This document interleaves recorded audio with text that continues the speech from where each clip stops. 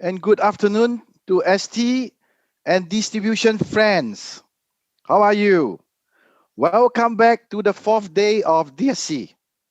Trust you all have a great time in the virtual and physical activities. And I'm sure you enjoy a lot together. Okay, today, let me introduce today our session is about the 4 key initiatives we would like to share with you.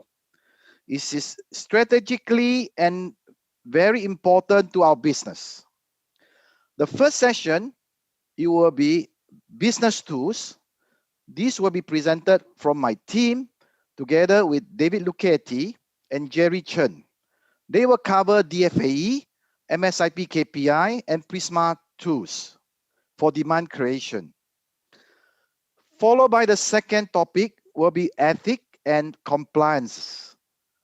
This will be presented by our Chief Compliance Officer, Philip Dereper, and our Senior Director, Wei Fang Long.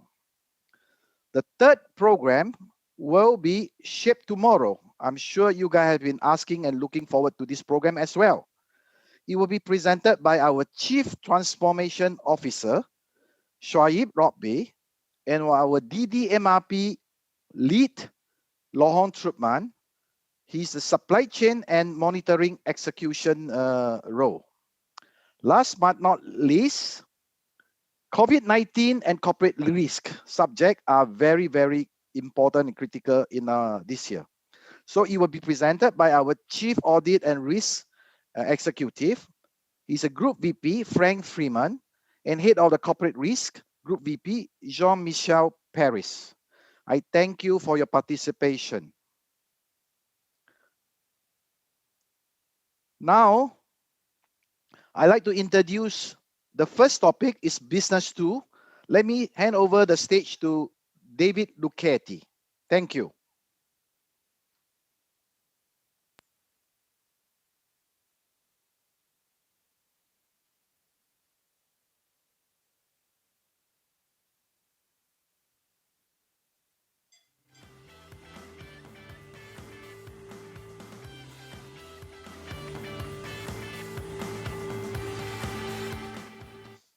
Hello everyone. Thank you for having me today. So today we are going to cover 2 important business tools, the scorecard and training certification platform. 2 very important tools that we've been working with our partner this year. So let's start with the distributor scorecard. So basically, what is the scorecard, how it works? So basically, the scorecard is a tool that is very useful to immediately understand what is the degree of partnership between ST and our distributor in order to assess and identify area where we can work even better together in order to increase our revenues, in order to increase our results. So basically, very easily, scorecard is a number from 0, the lowest, to 100, the highest. And basically, this scorecard encompasses all the 14 KPIs that we have together to measure the business activity, the business results, the key programs, the customers, the demand creation, and the internal processes. So basically, every activities that we have with our partners. So basically, what is very important for us is that the scorecard, everything is fact measurable. So basically, we don't have a KPI that we think that our partner is working in a certain way. No, everything is fair. We set KPI, we set a target, we set a direction in order to be sure that we are going in the right direction.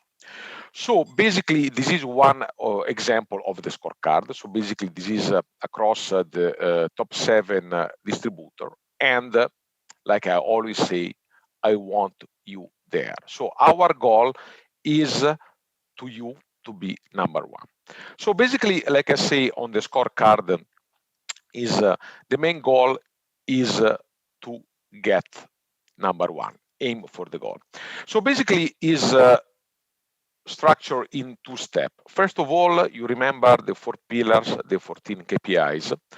We assess where you stand inside of the business results, the demand creation, the customer, the internal processes, so on and so forth. So basically, once we know together where you stand, okay, we have the calls to action. We identify some area of improvement together. So for example, in the business results, maybe we need to address together the goal seeker or the result of the standard product, or in other cases, how we work together on the 1+X or in the number of the certification of the DFE. So again, assess, improve to succeed to the goal.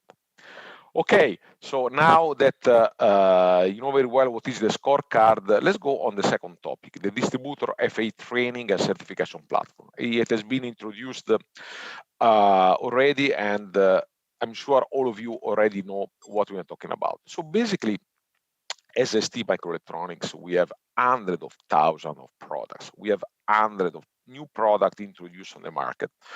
We needed to be sure that, first of all, you have all the tools, the right training in order to go on the field and support our business, because our product, most of our products are technically difficult, so they need the training. So we needed to be sure to have in place a system where every single product is addressed in terms of training and certification in order to maximize the knowledge of the product, and especially for the new product, for the what we call the MPI, the new product introduced, that you are very familiar with the new products, because by definition are new, so you need immediately training. So today, thanks to this platform, we are addressing all the distributor and the VAR, 34 in total. More than 1,000 people are involved. We granted almost 2,000 certification, and we are very proud, even though this year was very, very challenging, we were able to provide more than 7,000 hours of training. So that was amazing, considering also the condition behind. So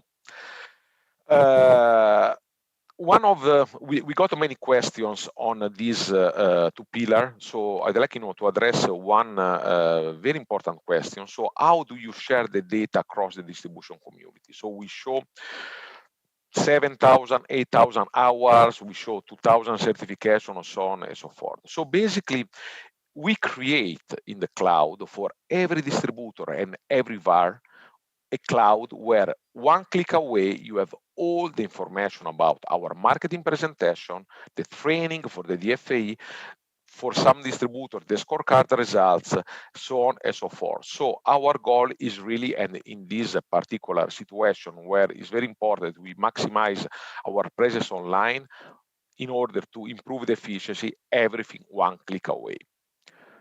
So what we talk about today, the 2 important pillars that we're going to continue in 2021, the distribution scorecard and the distribution FA training and certification platform. So thank you very much for having me, and I'm going to give the speech to my colleague Jerry. Thank you very much.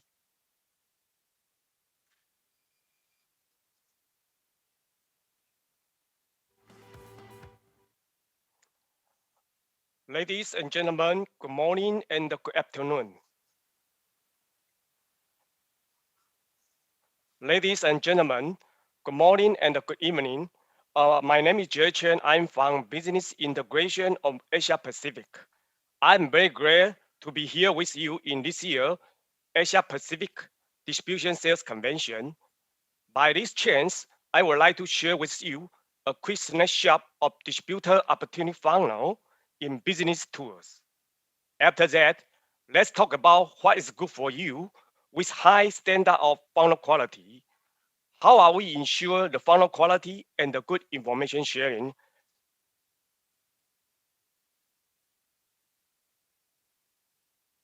Firstly, there are 2 types of demand creation tools we are using right now.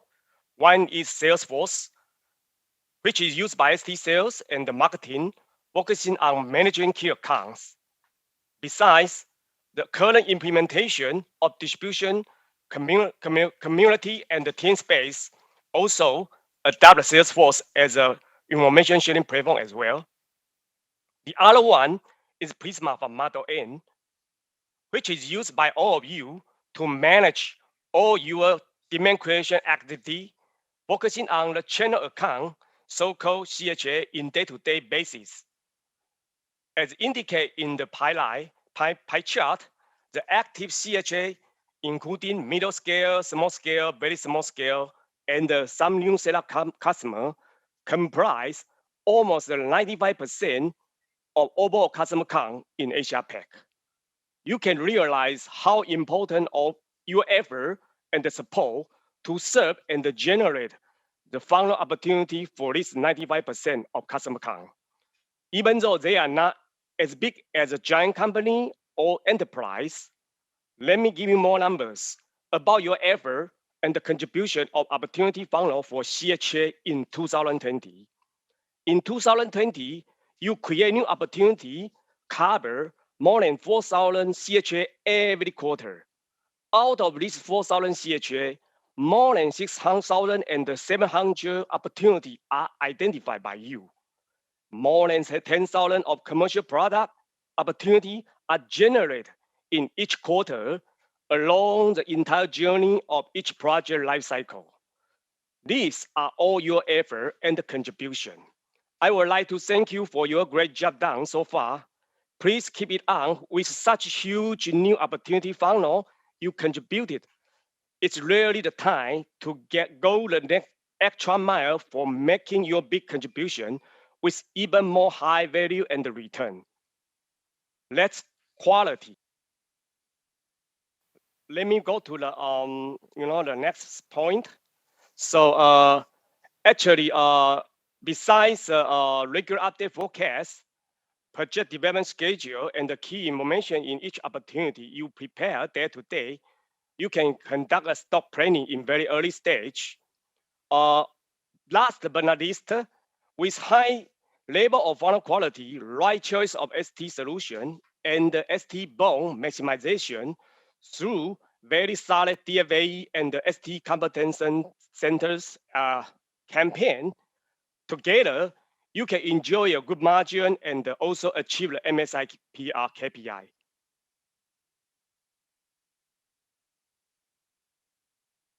So how to ensure high level of your funnel quality?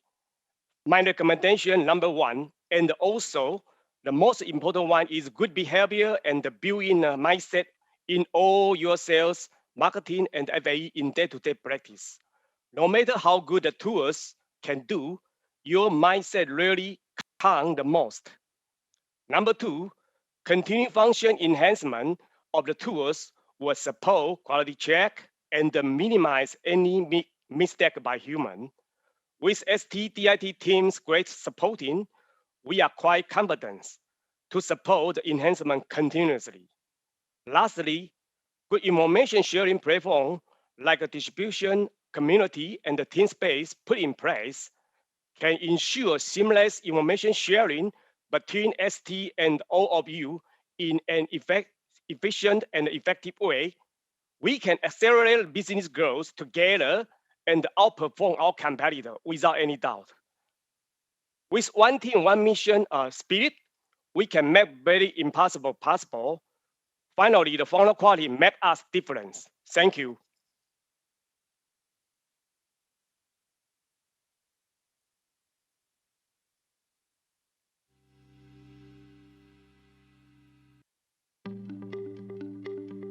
I'm so pleased and honored to be with you today. Of course, I would have preferred to be there with you in person, and I hope that next time the pandemic will allow that. It is also my pleasure to share with you the vision we have to make ST such a great company with great people, great products and technologies, a successful and sustainable company for the years to come.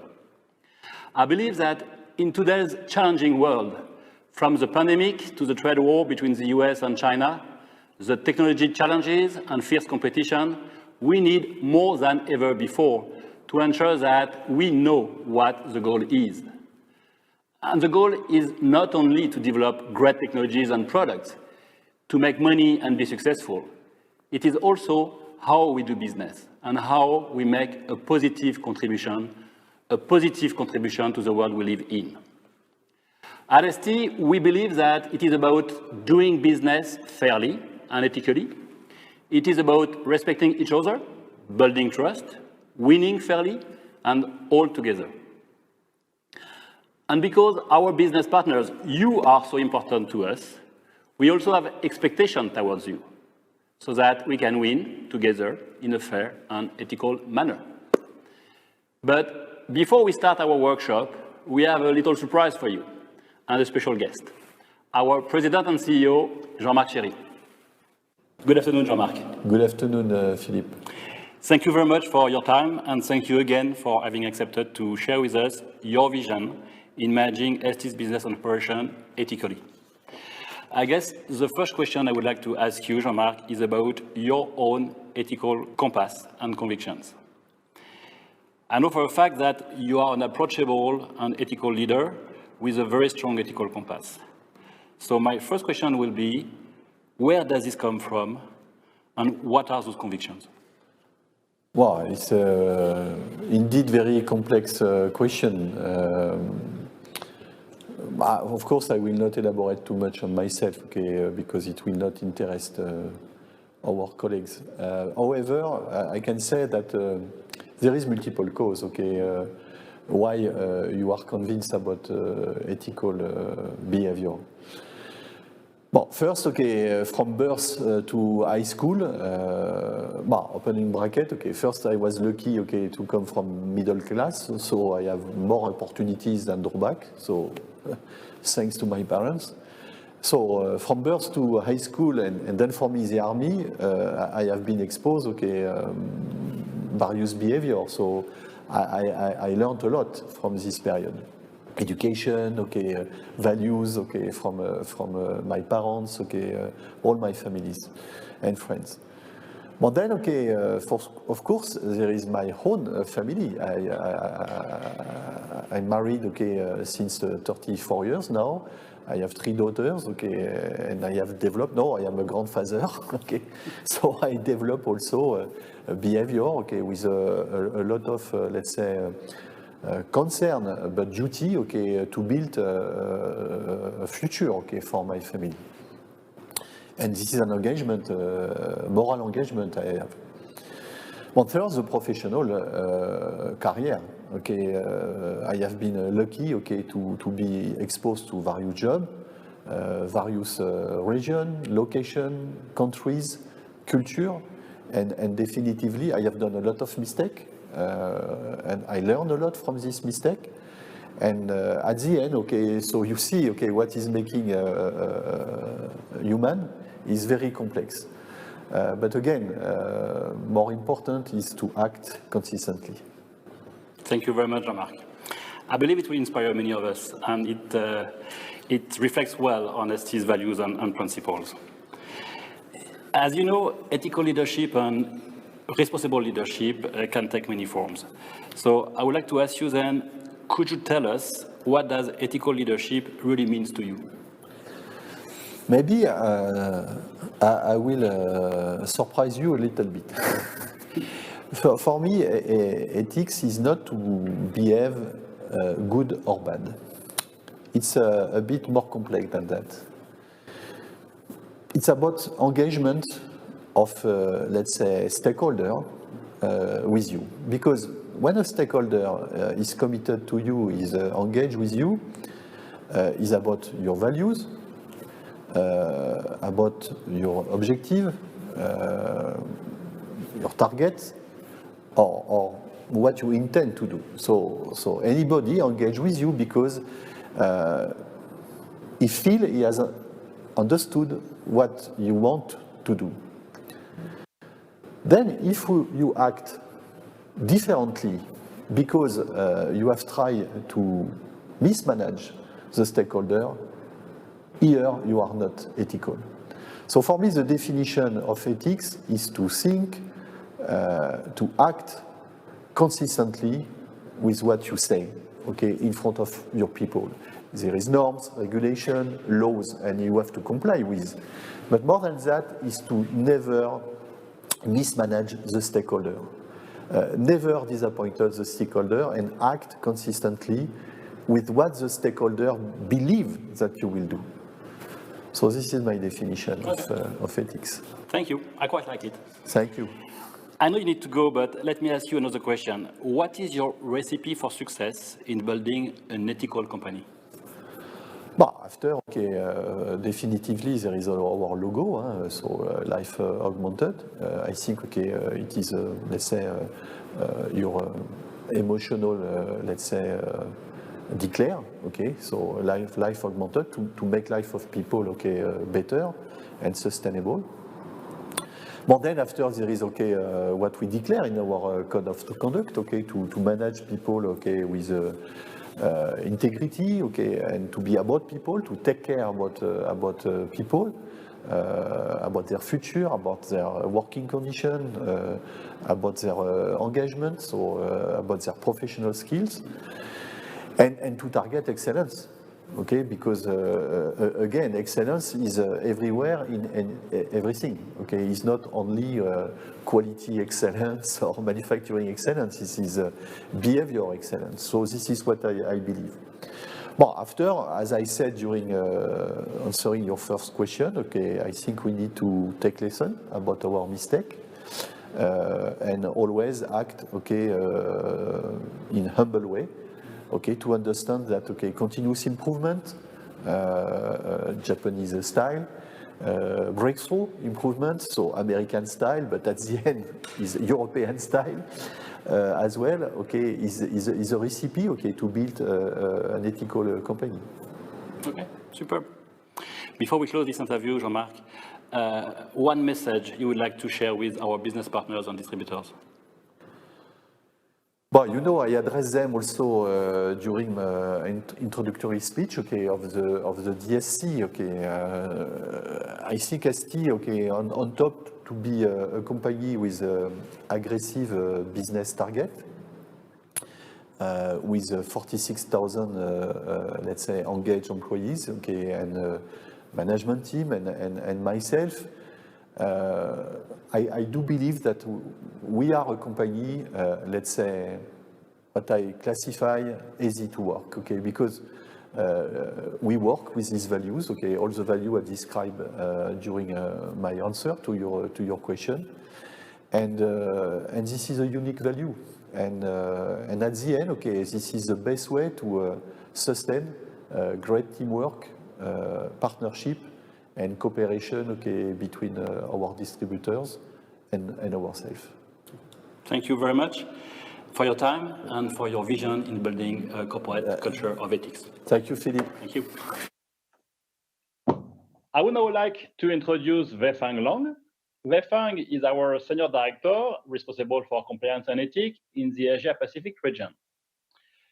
He will focus on a few topics which we have selected for you because we believe they are amongst the most important ones to build trust, play fairly, and win all together. Weifang, up to you. Thank you, Philippe. After hearing the vision of ST CEO about values and ethical leadership, we want to bring to your attention some specific compliance and ethics topics and why it is important to ST and ST's partners like you. It is truly my pleasure and honor to have the opportunity to meet everyone here today and share this very important topic with you. As Philippe said, because our business partners are so important to ST, we have some expectations towards you, and those expectations are expressed in ST's code of conduct. Our code does reflect our key values and the way we want to conduct our business. By promoting a culture of integrity, not only just among ST employees, but also with our business partners like you, we want to build trust together and to win together with you. Sometimes people may think ethics or integrity do not bring in more sales or earn more money for the company. However, there are many examples that if companies don't follow ethics, they would pay a huge price. That's why we believe business ethics and integrity make a good business sense. When working with ST, we expect our partners to think about ST's brand image and reputation because our partners' conducts or behaviors could impact ST's reputation. In terms of ethics and compliance, we expect you not only follow the law, but also the principles and guidelines provided in our code of conduct. Please take the time to read it, and please share with us your feedback or questions. We would love to engage in a discussion with you, and sometimes it is not obvious to make the correct choice. We're willing to help if you are facing an ethical dilemma. We made the code available in 10 languages on our website for your convenience. We will also share our ethics hotline information in later part of this presentation. We have selected a few important topics from ST Code of Conduct, which we would like to share with you today. The first one is about bribery and corruption, which is illegal and therefore cannot be tolerated. The term bribery and corruption relates to the offering, giving, soliciting, or accepting anything of a value in exchange for business or personal advantage. Many countries have their own bribery and corruption legislation, such as Foreign Corrupt Practice Act from US, Sapin-II from France, and China criminal law and anti-unfair competition law. Breaking these laws could have serious consequences for companies and individuals involved, such as huge fines or prison times. Bribery and corruption can take many forms. Examples may include cash or cash equivalent, such as vouchers, expensive gifts, luxury trips, and entertainment. In many countries, ST relies on partners like you to sell ST products. But in the end, ST is responsible for the activity and compliance of all partners that work on its behalf. Our employees work very hard to support our company's reputation for integrity and compliance with all relevant regulation and laws. We expect the same commitment from our partners. Another topic on which we would like to draw your attention is data privacy, which is about keeping private and personal data confidential. ST collects, accesses, and stores a large amount of data about our customers and employees as a vital part of our ongoing business activity. This includes personally identifiable information, such as name, email address, phone number, and financial information.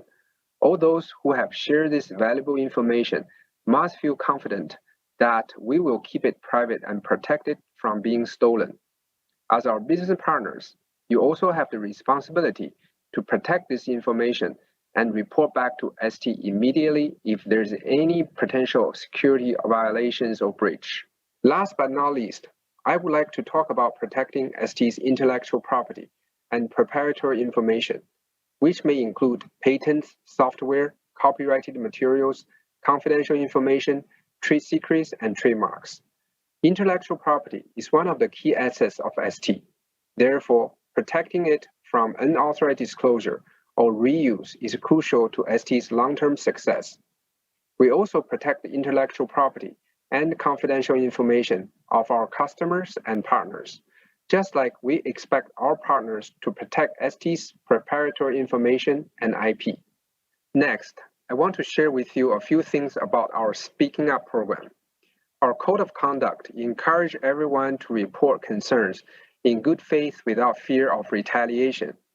We also welcome anyone from our business partners let us know and call our hotline if they witness or suspect any wrongdoing. Here is the information you will need to access to the hotline 24 hours a day and 7 days a week. The hotline is not just in English. It has operators who can speak your local languages. This is open to everyone who might have a concern and wants to report it. We also extend the non-retaliation policy to those who are outside from ST. After all, reporting concerns without fear of retaliation is a key part of our commitment to building trust together. The last thing we want to share with you is that we have created a mobile app, which is called the ST Integrity app. You can find the app from Google Play and Apple App Store. If you are from China and use Android system, you can find our app in Wandojia App Store. We welcome you to download the app and play with it. It has a lot of useful information, such as the full version of ST Code of Conduct, quizzes to test your knowledge, and reporting hotline information. Before the 2020 sales convention, we have received many questions from you, but I believe we have addressed most of them in our presentation. However, before we conclude this presentation, I would like to answer some of the questions which were asked more often.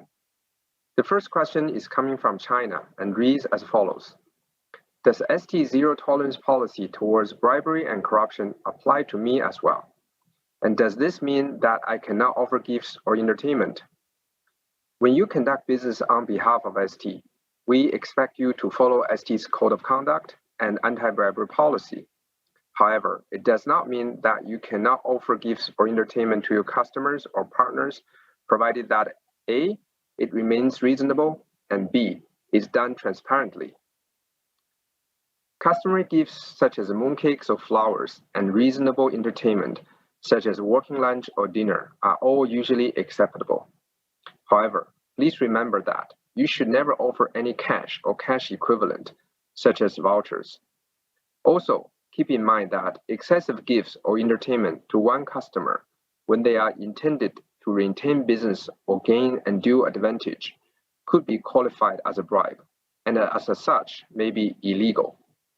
Also, when you work with the government officials or government-owned companies, please avoid any gifts or entertainment.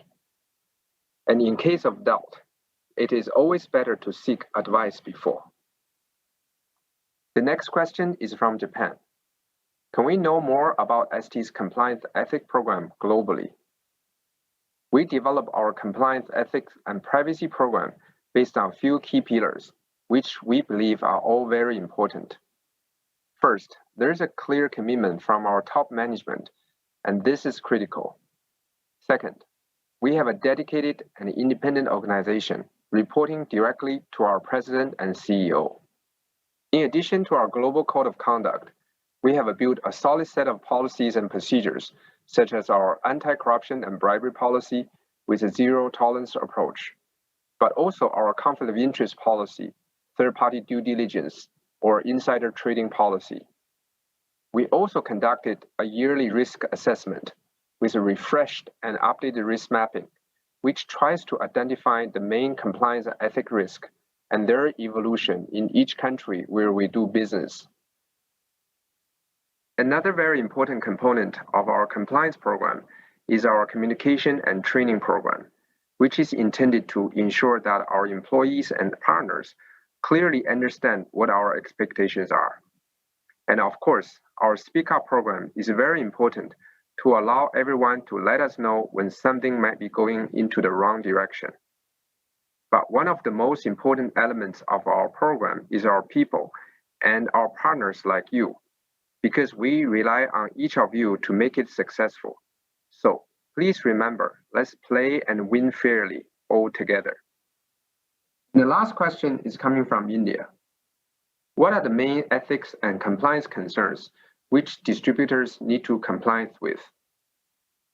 We touched already some of those points in our presentation, but thank you for this very important question. As partners, and as explained earlier, we want to play fairly and win fairly together. This means that we all need to follow the rules, and you need to help us do the right things. Of course, I cannot give you an exhaustive list of topics here, but the main ones on which you should focus your attention would probably include illegal bribery and corruption, timely disclosure of conflict of interest, proper management of gifts, entertainment, and donations, respect of antitrust laws in our business dealings, protection of the IP and confidential information, compliance with trade laws, and respect of human rights and the people we work with. This concludes our presentation. We want to thank you very much for your attention and hope to see you next time face-to-face. Also, we would like to wish you and your family a happy festive and holiday season. Thank you and goodbye.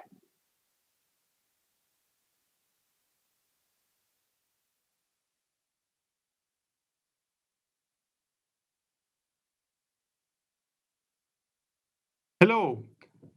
Thank you very much to attend to this update on the supply chain initiative of ST Microelectronics, mostly focusing on demand-driven MRP. With us today, we have Laurent Trottmann. Laurent is our specialist, our expert in day-to-day execution in supply chain, from demand to manufacturing execution and outbound logistics, and is particularly in charge of deploying the demand-driven MRP at ST. And myself, Shoaib Rockby, I am the Chief Transformation Officer in charge of leading and coordinating all the transformation initiatives in the company.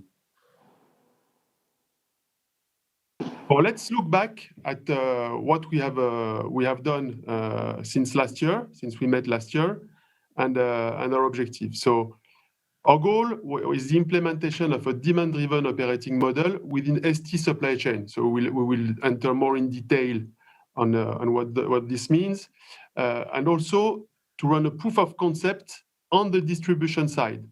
So to see how we can integrate on the distribution side the network into ST network to create more intimacy.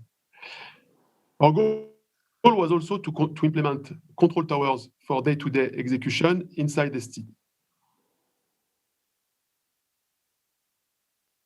Well, 2020, in fact, has been a real stress test for this model.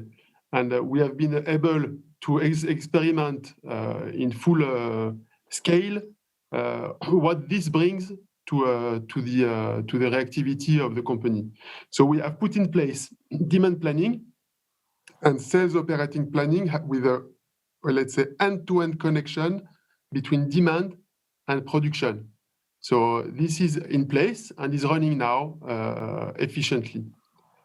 This has also enabled us to monitor as well as possible the COVID crisis with a steep decrease in demand in Q2 and the rebound at the end of the year. And in this, let's say, environment, the control towers have been instrumental, and especially in the context of COVID plus trade war that you are well aware of. And now we are deploying demand-driven MRP inside ST, and it's changing, improving the way we manage our control towers. I will leave the stage now to Laurent to enter more in detail on what is demand-driven MRP. Yes, thank you, Shoaib. So since last year, of course, we have implemented DDMRP, and we'll come back on the short presentation and the video to explain again what it is. But we have also, let's say, started to work in our internal supply chain first, and then preparing now to expand to distribution and through a proof of concept that we have started. Where we are so far, the mapping of our supply chain, of our internal supply chain, is available in our tool, SAP IBP.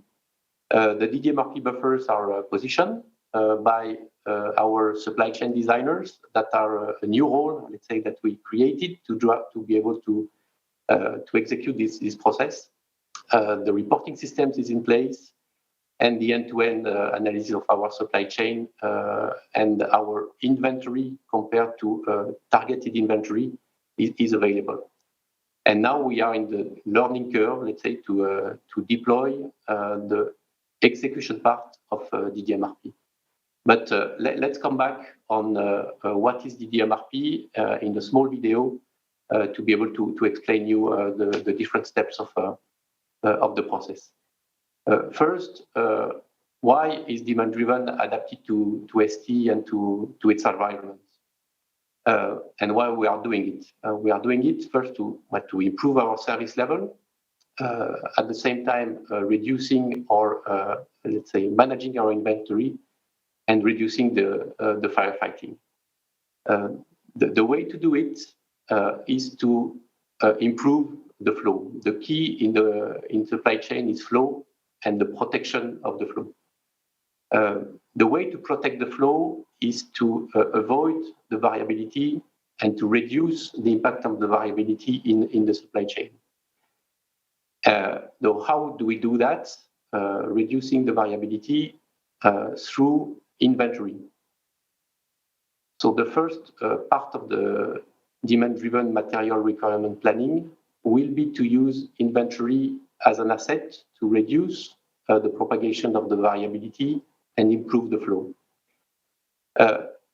So that's where the supply chain designers are key to define where we want to put inventory. And then the DDMRP process will set the different buffer levels. These levels are specific to each product. It's unique to a given product. And it's also very important to understand that this level is adapting depending on the actual consumption of the buffer to make sure that we have a level of inventory that is adapted to the demand. The buffer is also the primary planning point of the supply chain, and it's enabling the replenishment in an automatic way through also a prioritization. The other added value is the fact that we can leverage on the visibility that DDMRP is bringing through the control tower that we have put in place to be able to act on the issues and execute in the best way the supply chain to be able to improve our service level while maintaining our inventory and reducing the firefighting.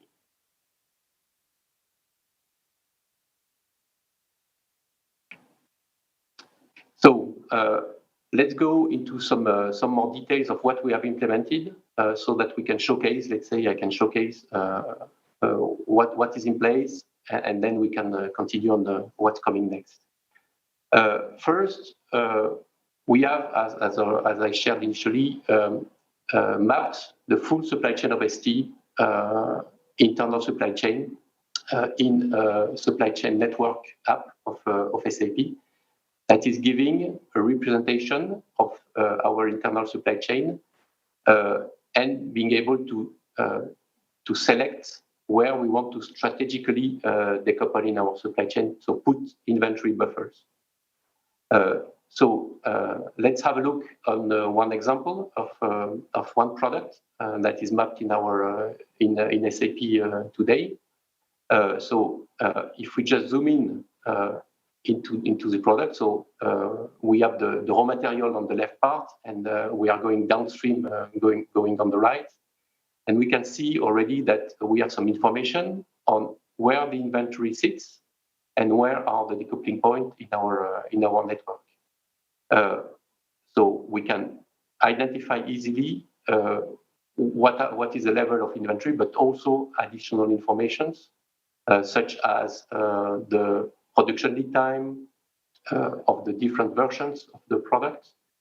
And we can also have the same, some additional information also on the transit time or any other master data, let's say, that can be available in our supply chain, directly mapped to SAP real time. So really powerful.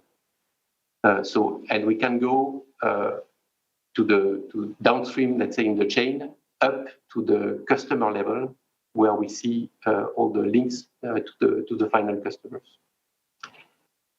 So this is for the internal supply chain. As I shared also with you, we have started a proof of concept to map one distributor inventory, and to map it and to have the visibility, to bring the visibility in ST systems.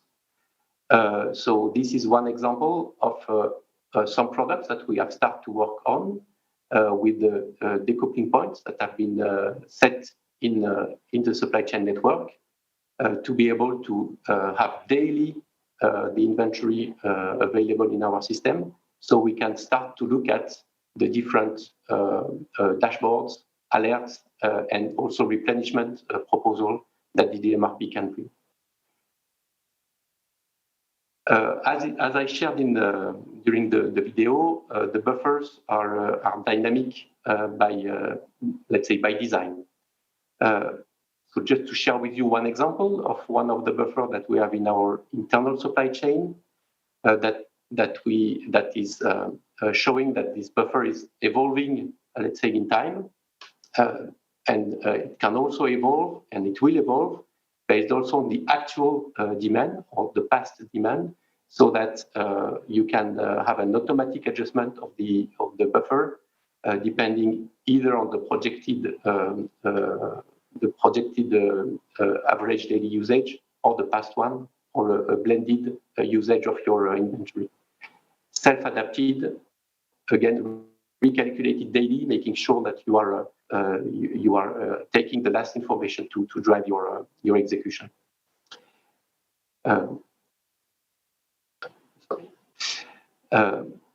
Then, once we have the decoupling point setting, we have after the different adapted buffers, we are entering in the planning and the execution phase. For the planning and execution, we have a set of reports and alerts. I will just show some of them very briefly, a couple of them. This one is, for example, a report showing for the planning part what you need to replenish to be able to reorder and to replenish your buffer. And additionally, it's not only what needs to be ordered, it's also the priority of what you need to replan, making sure that you are setting the good priorities to your planned orders, to your planned replenishment orders.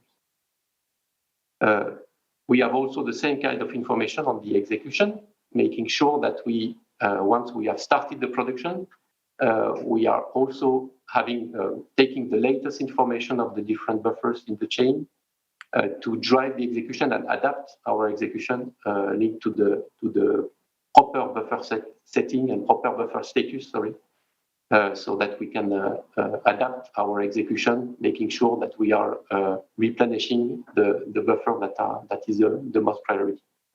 And this kind of information that today is available in the internal supply chain, we want and we will make it available also on the distributor stock, because we want to, as I showed you through the proof of concept, we want to integrate this information so that we have the same kind of visibility and we can drive our execution with the same kind of prioritization.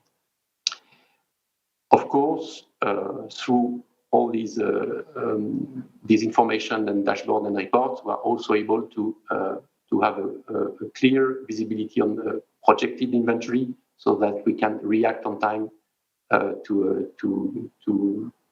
in case of disruption in future of the inventory. So here, from what, in a nutshell, from what Laurent has shown, so the goal here is to increase the service level first. We want to be in a position to grab every opportunity we have on the market, optimizing the usage of our capacity. Because maybe you have noticed on some slides of Laurent, you were seeing some lines were in green, some lines were in yellow, some lines were in red. And all those lines are sharing the same capacity. This means that on some inventory, we have produced too much, on some other, we have produced less. Here, the DDMRP will help us balance better the usage of the capacity, making sure we don't overproduce products which are not in demand and produce more of the products in demand. It's a bit a paradox, but this will also lead to an inventory reduction, because with flow, you will basically have only good inventory. And what has been seen in other deployment of demand-driven MRP in other industries is typically a reduction of 30% of inventory. Thanks to this system, we will also be able to totally automate the replenishment, meaning the orders from one buffer to the manufacturing will be automated. And as you have seen, we can anticipate what will be the future status of a buffer. So it means we can anticipate shortage significantly in advance, so to help us better manage our customers and not discover the issue at the end of the day. So here, typically for distributors, we will be in position to report back to you the areas where your inventory is too weak, the areas where your inventory is too high, okay, and where we see potential risk in the future for shortage.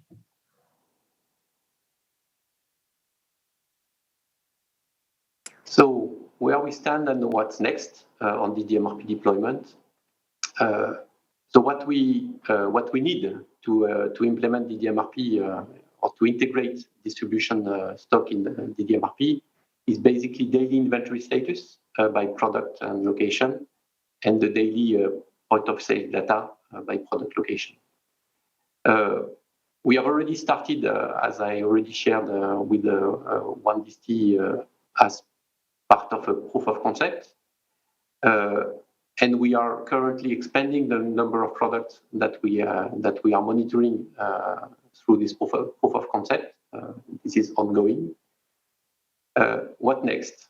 And there was in fact some questions from some of you to that purpose. So what we plan to do is that starting next year, to be able to start some proof of concept with additional distributors. So if you are interested, you can take contact, let's say, with your representative of the team of Jérôme, so that they can liaise with us, making sure that we can start this proof of concept and start the implementation, of the data flow to be able to integrate your inventory in our supply chain network, to make sure to start, let's say, the work and to prepare for the deployment that we plan for H2 next year, to be able to deploy everything that we have shown and have the added value for both for you and for us to improve our supply chain execution process with demand driven and with DDMRP. Thank you, Laurent. So thank you again to attend to this presentation. As Laurent stated, if you want to enter more in detail technicalities on how it works, please do not hesitate to contact Asia Pacific team so that we can set up one-on-one meetings to deep dive and to start to plan for collaboration. We'll be happy to entertain this in the near future. Thank you again.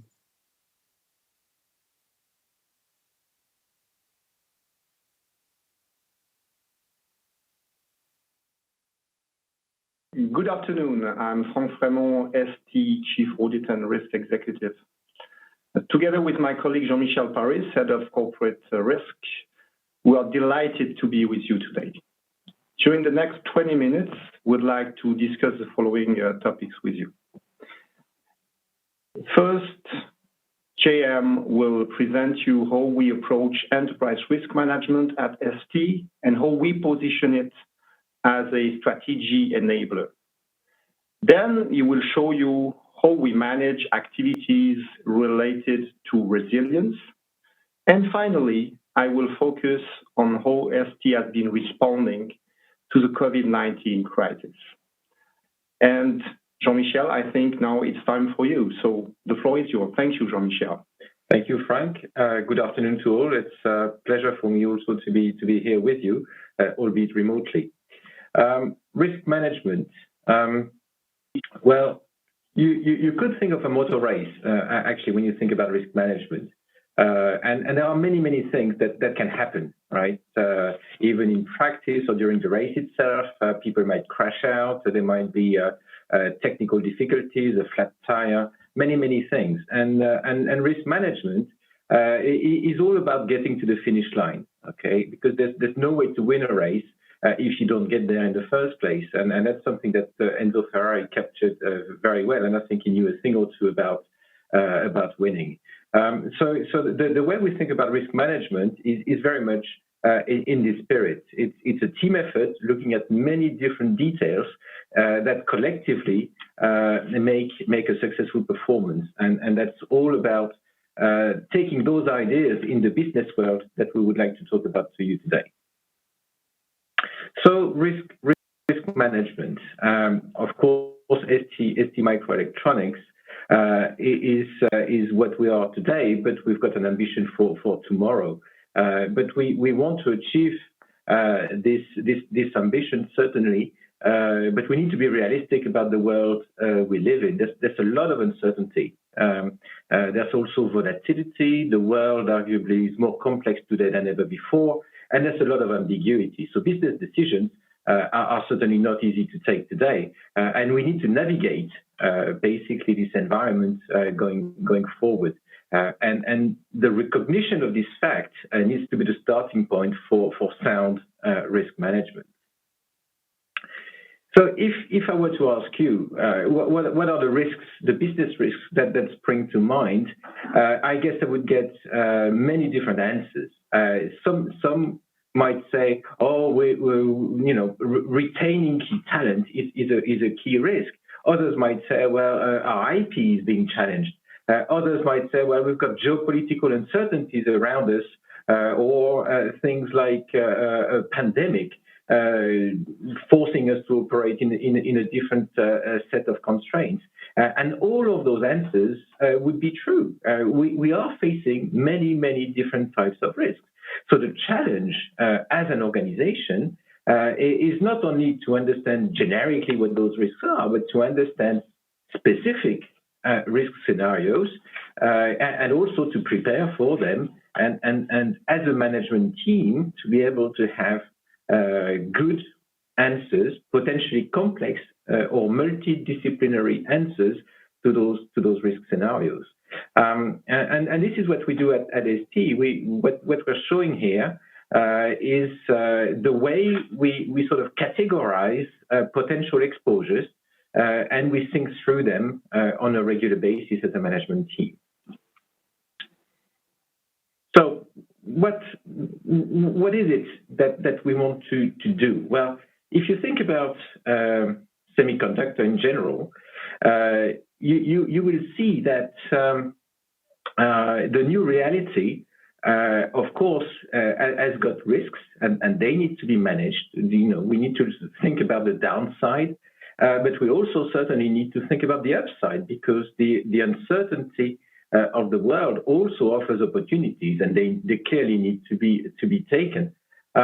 So risk management, the way we look at it at ST, is really a process. It's a sort of an iterative process that we go through on an ongoing basis that is really there to enable our strategy, to enable us to capture the right opportunities in order then to achieve the objectives that we have for ourselves in the coming years. And basically, it serves to protect our business and to contribute to value creation. And I think by doing that, we are clearly aligned also with the expectations from our shareholders to see us as a sustainable company growing in the future towards what we want to achieve. So this is basically what we need to understand: the upside and the downside. If I were to say to you that the semiconductor world is highly capital intensive and cyclical, I guess you would not find that as big news. I think these are key characteristics that we all know that semiconductor can be characterized as. And they offer both upside and downside. Now, what are we trying to achieve? Well, we want to look at it, but not in a symmetrical way. If you think about the upside, well, hopefully we want to maximize the upside, right? We don't want to cap it. On the other hand, for the downside, we certainly do want to cap the downside because we want to avoid the major hits. So if you think about how we can do this, Well, on the upside, it's about scanning the market for new opportunities, and we can certainly do that with our distributors. It's about selecting the right big bets, okay, based on our perception of what the market is asking for, looking at the key trends, looking at the applications that will be successful, and so on, right? And we want to do that by being agile, flexible, and really reactive to be able to capture those opportunities. Now, on the downside part of the story, well, we'd like to see what is the maximum we can accept. It's about minimizing the operational losses, and for that we've got a lot of internal controls and then specific measures that are targeted at specific losses. Of course, we want to diversify because diversification is a clear risk management strategy, and potentially we want to share risks with other third parties. And if we do that successfully, then we should be in a position to navigate the cycle and actually shift the performance upwards, even though it will still be cyclical, but the trend overall will be better. So that's basically what we want to achieve with enterprise risk management. Now, how do we do this? Well, the process is very simple. I won't go today, it's not the purpose to talk about the methodology underpinning it, but the logic is always the same. We want to identify the key scenarios that might hit us in the future. Then once we've compiled a long list of scenarios, then we want to assess them, we prioritize them, and we end up always with a list of what we call the priority risk scenarios, and then we track them. And as a management team, it's all about trying to find the right answers. And we don't have a crystal ball, okay, but it's very much forward-looking. We are there to try to find the right levers for us to address that uncertainty. And that process within ST has been running now for a few years. We run this process at corporate level, but we also run it within 20 organizational units, which means that basically everybody within senior management has got a contribution to this process, and that's key. The accountability of our leadership to navigate that uncertainty and try to find the right solution is absolutely key. On top of that, of course, we've got a very strong governance setup. So those matters are discussed both, of course, at executive management level, but of course within our supervisory board, especially within our audit committee. So this is how we look at it within ST. Now, there is a second element I'd like to share with you today, which is very much connected with enterprise risk management, and we call it resilience. Now, what is resilience? Well, you could describe it as our ability as a global company to absorb, to withstand events, shocks, crises, and to recover, hopefully quickly, and hopefully stronger than what we were before. And by resilience management, as a management discipline, if you wish, we look basically at two things. One is how we deal with business continuity. So focusing on a specific subset of the overall risk universe, it's the risk that can lead to a business interruption. And then we add to that the preparation for crisis management, and of course the mobilization when there is an actual crisis. So if you think about the risks of business interruption, they can be of many kinds as well. There can be some technical issues, there can be some supply breakdowns, there can be some natural catastrophes that can lead to floods or electricity blackouts. There can be some cyber crime elements. There can be many things that can actually potentially have an impact on the operations. And the way we look at it is by trying to see how we can be more robust and look at the root causes of those risks, but also to prepare for contingencies in case something happens. So again, the way we're organized is through a dedicated community. We have, of course, our executive committee driving our focus on those topics, but then we very much rely on the site managers, especially for the manufacturing sites, of course, but certainly not only. R&D is also covered, for instance. And we've got specific teams in each of the sites that are preparing our potential responses to those different scenarios.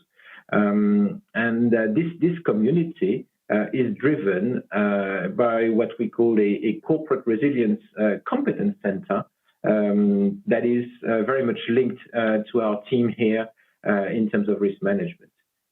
So this way, we actually derive some synergies between the broader risk management and the specific topics of resilience management. And what we historically did is actually to make sure that the way we formalize our plan was actually looked at by external auditors in order to be certified. This certification now has been running for a few years. We first obtained it in 2016.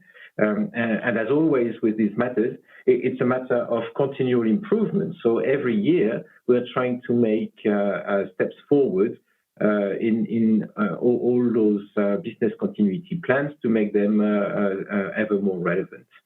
And you can see here a number of publications. If you are interested to know more, there is more details in our annual reports, for instance, or on the links to the ST website. So don't hesitate to go and have a look at what's there publicly available. Now, of course, 2020 was a very specific year. 2020 is the year where a global systemic crisis happened, and it's not just in theory. Maybe I will hand the floor back to Frank so that he can run you through some ideas about how ST faced the COVID-19 pandemic. Thank you. Thank you, Jean-Michel. So as explained by Jean-Michel, in our resilience framework, crisis management is a key dimension. In other words, it means how we respond to a crisis, how we recover from a crisis, and also the activities that should take place even before we get prepared. So within the next minutes, I would like to discuss with you how we responded to the COVID-19 outbreak. And I think we identified very early this alert. If I remember, it was early January when we started to discuss internally. And then very soon, we identified that the level of alert was such that it justified the triggering of a company-wide response to the pandemic outbreak. So I recall at that time, I discussed with Jérôme Roux, I discussed with our CEO, and we came to the conclusion that we had to trigger what we call a corporate crisis team.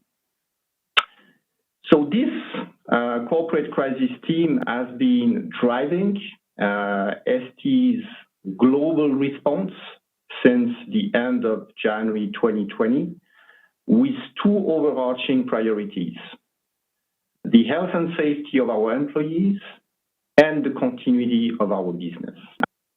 So let me show you how we organize ourselves and the dimensions we've been addressing when managing this crisis. So in terms of governance, we have deployed our crisis management framework at different levels. So first of all, we decided to have a corporate crisis team reporting directly to our executive committee and providing daily updates during the peak of the pandemic to the executive committee. This team at corporate level was made of representatives of all the relevant functions: human resources, health and safety, communication, all the business functions, sales and marketing, product group, but also manufacturing, purchasing, IT, finance.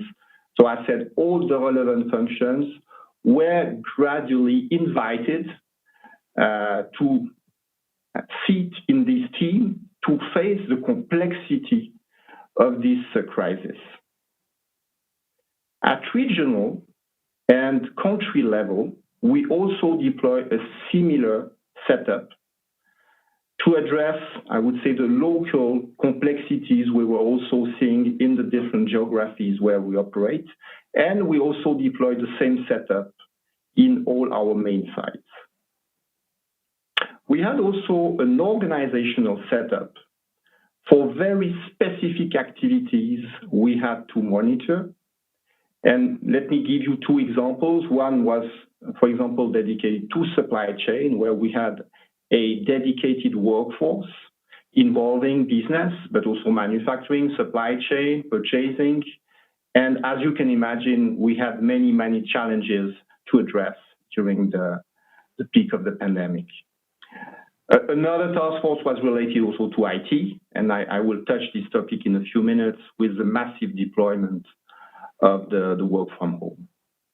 So let's have a look now at the different dimensions we've been addressing, with always the same two overarching priorities: the health and safety of our employees and the continuity of our business. So since the beginning, we have been monitoring very closely all international developments in terms of sanitary measures, lockdown situation decided in the different countries where we operate, also travel restrictions, because we always had one very important objective in mind. We wanted to always be in full adherence with rules defined in the respective countries where we operate. Based on that, we have defined a global travel policy that we adjusted periodically based on the evolution of the pandemic. We have defined also strategy in terms of protection equipment. We have decided to deploy a psychological support platform for all our employees. And then this helped us also to define measures taken in the respective sites where we operate. So measures in terms of site attendance, measures in terms of protocols to address positive cases or contact cases, measures related to the deployment of work from home, or also how we interact with local authorities. So all those topics, they were on the table.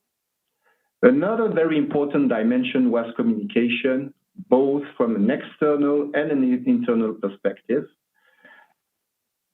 Here we discussed communication with media, communication with financial analysts. We had also to rethink the way we were managing external events. And I think this DSC event is a good example of how agile we have been in that context. And internal communication was critical because during this period, we had the obligation also to keep our employees informed about the challenges, but also about the resilience of the company in that context.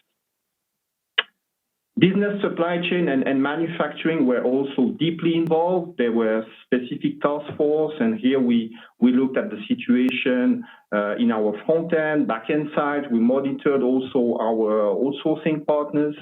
We monitored the situation with our key vendors. And then we also looked at some financial implication in terms of cash flow management, cash collection. And finally, we were very much attentive also to the continuity of the support function, and here specifically our IT infrastructure, which was critical in the context of the smart working.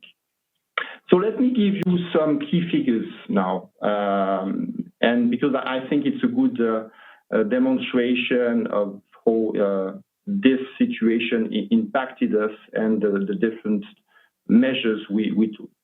So I will not cover everything, but I will just pick some of those figures. So as said, the priority was on the health and safety of our employees. So we ordered massive quantities of protection equipment. We also deployed a psychological support platform for our employees. Donation was also very important for our local communities or for hospitals in terms of protection equipment, but also in terms of medical supply. And it's important to underline that during the peak of the period, we had up to 16,000 employees working from home. Another very important dimension to underline is the fact that we did not have any major disruption, and we could continue all our R&D programs. So overall, I think we saw an amazing level of engagement of all our employees worldwide, which contributed to the resilience of our company during this period. And today, I think we can say we are confident that we'll continue to be resilient during the months to come. I think we reached the end of the presentation. And together with Jean-Michel, I would like to thank you for your attendance today. And in advance, would like to wish you a happy holiday season and a prosperous 2021. Thanks a lot. Thank you very much, Frank. Thank you all. Bye-bye.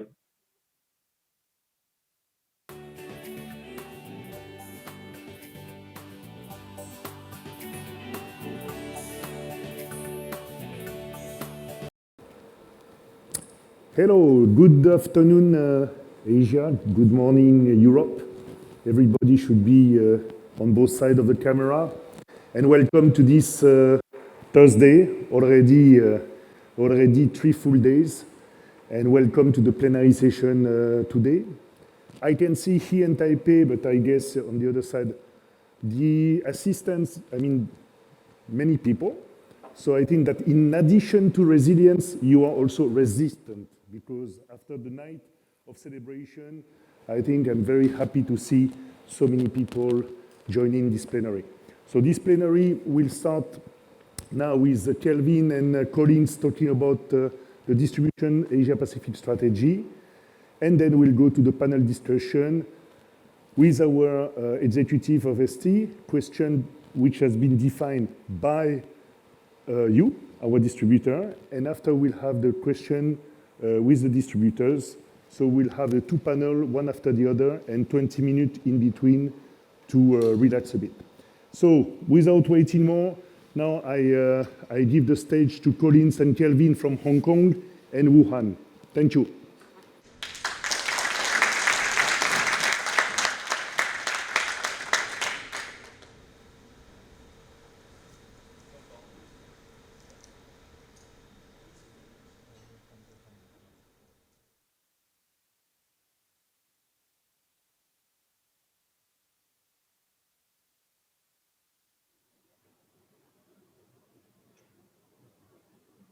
Hello, good afternoon.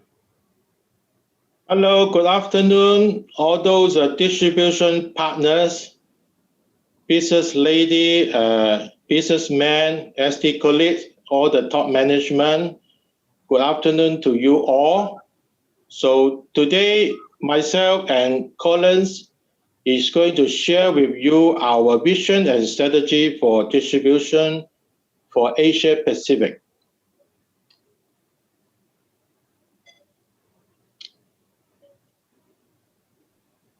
So we are talking about the vision for 2023. I don't want to repeat again, but this is my mission, and together with Colin's mission, directed, instructed, told by Jerome that 3 billion is a debt target that we need to achieve in 2023. In fact, this year, 2020, even though we have a serious COVID-19 situation, still we are looking for a little bit below a double-digit growth in Asia Pacific, especially in Asia Pacific distribution should be double-digit growth.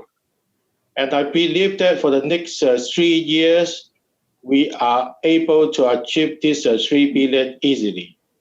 As mentioned by our CEO, Jean-Marc, last night, we are looking for 2025 15 billion. Distribution for sure is one of the key partners that we need to grow together. We want to be the Asian #1 distributor choice.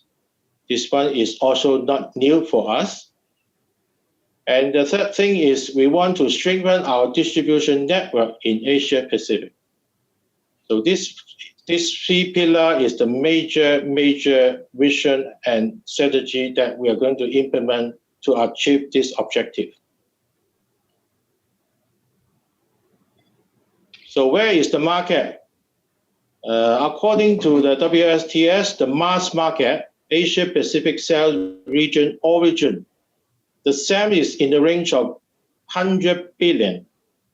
So it's a peanut for us for the 3 billion, only 3%. But the design SAM, DSAM is in the range of 51 billion. So this one is mainly the mass market. So inside which we have a major share of 26% on the wireless. Communication equipment is around 22%. Industrial, automotive, data processing, and consumer entertainment. So all of our business partner, distributor partner should understand that ST is a broad range product supplier. We should have all the products that is suitable to be designed in and win the business in different sockets. This is what we are going to do in the next few slides to explain to you how we are going to achieve this big SAM or DSAM together with the distribution network. Collins? Thanks. Okay. I'm very glad to have the honor to introduce the distribution strategy together with Kevin. I think you already observed both Kevin and me wear the Victoria Cross, which most of you or everyone in the event connected for sure, and some are virtually, maybe will receive very soon. It is a confirmation for our achievement last year, and let's say actually this year, not yet. So it is extremely success during such a challenge, all of us. I think we all deserve such a reward like this. And for Asia Pacific distribution in particular, we are represent 65% of our worldwide distribution sales, which is extremely important. And for our region itself, it represents 53%. So the weight is not negligible, and it's more than important than ever. We need to continue, and only because of you, we reach such a success under such a challenging situation. And we can see from the number itself, we grow 8% in 2020 versus the Asia market itself is only 2%. Because of you, we are growing market share. And I'm sure your growth with us also brings a benefit, brings a big growth for your company as well. In our industry, we put some competitor as our reference to compare. We are sure, based on the third-party data, we have a great success in this year. And the business itself, it is not because of the data itself. Actually, we all go in this through our demand creation. The demand creation in our pipeline is showing 26% growth This, I think, it is all the effort together with you and your team, your investment. In our pipeline, we generate more than 1 billion opportunity with a forecast to turn to design win in next year. So I really need to give a big applause to all of you, and thanks a lot. So among our business, we have 3 product groups. The biggest one is MDG, and I'm sure I can share with you with the confirmation with Arno. For distribution sales revenue for this year, we are having 25% year-over-year growth. So really well done, and we give a big thanks to you. We know currently there's a lot of challenge for service, but believe us, we are doing all our best. In the past days, our division colleague already shared with you a great plan, and more than important, I'm sure next year we can reach even higher target.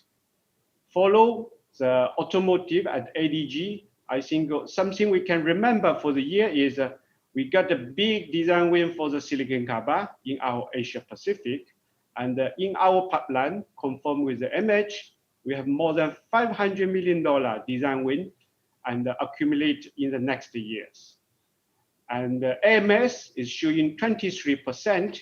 It is a challenging year as well for some of the product family, but because we are grabbing so many opportunity and the market is so dynamic, like a mobile phone, but count on us, we will provide the best service to you to ensure not only the big business, also the mass market.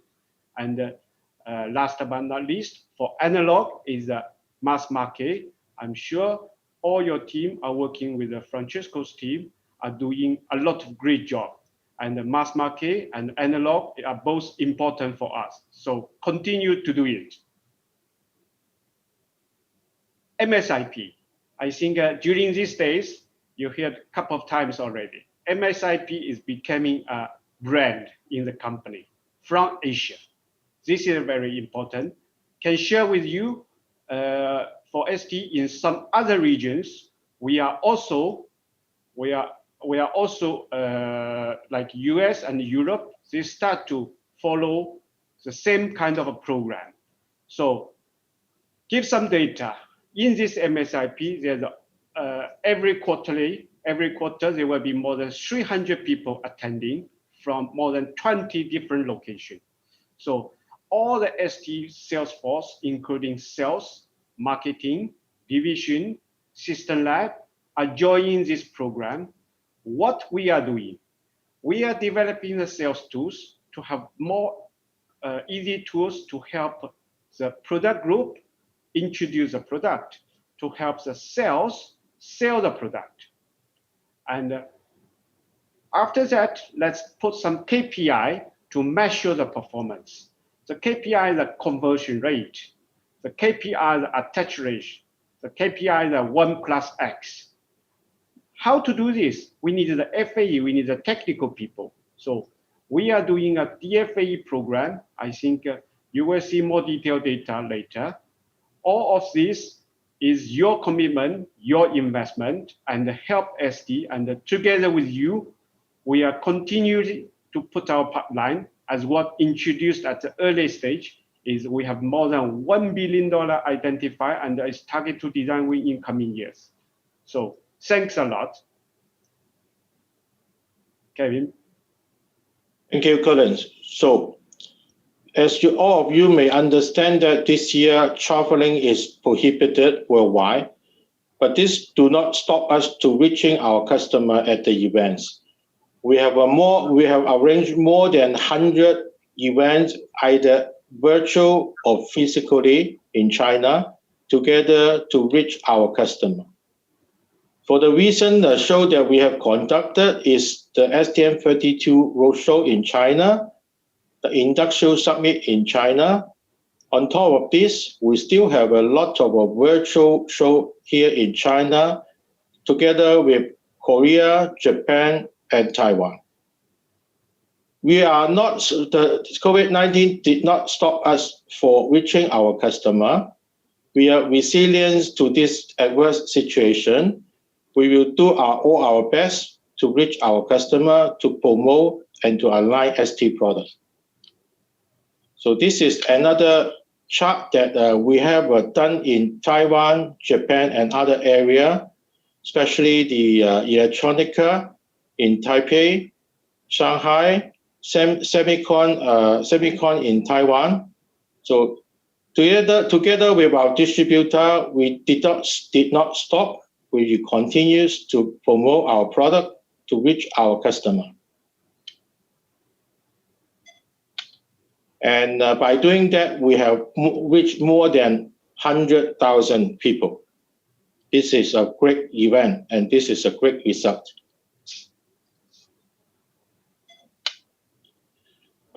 As mentioned by Collins, we are also engaging with our customer, with our distributor on top of the customer. So we have conducted more than 6 times management meeting, which is involving our CEO, order group, and also ST top management. By doing that, we have narrowed down, we have put in the relationship together with the distributor. MSIP is another event which we are going to organize every quarter, as mentioned by Collins. It's more than 300 people, 20 locations join the event. And this one is a very important event, as mentioned, that we have to bridge division, local marketing, geo sales, and distributor together. On top of this, we are regularly arranging the geo sales QBR for the 6 major geo regions together. Every quarter, we are involving around almost more than 500 people with respect to 6 different locations, and also spreading out all over Asia using internet. The last but not the least one is the product training. This one is also very important for us to be more professional, and we are not selling the product itself, we are selling the total solution. There has been 1,800 partners has been certified, trained, and more than 450 DFAE has been certified, either in level 1, level 2, or level 3. This one is also very important because by doing that, we have a KPI to measure, and also we are going to grant additional margin on top of the level 3 qualification from the DFAE.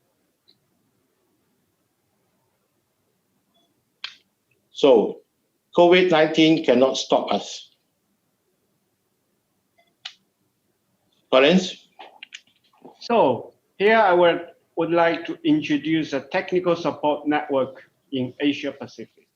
This time we are talking about the network because we would like to becoming the undisputed leader in several segments, which is supported by the competence center. I think, I'm sure you enjoy the activity with competence center college and see the live demo remotely and physically both. It is clear ST is keeping invest the technical side just to enable we are selling the solution, selling the application instead of a component.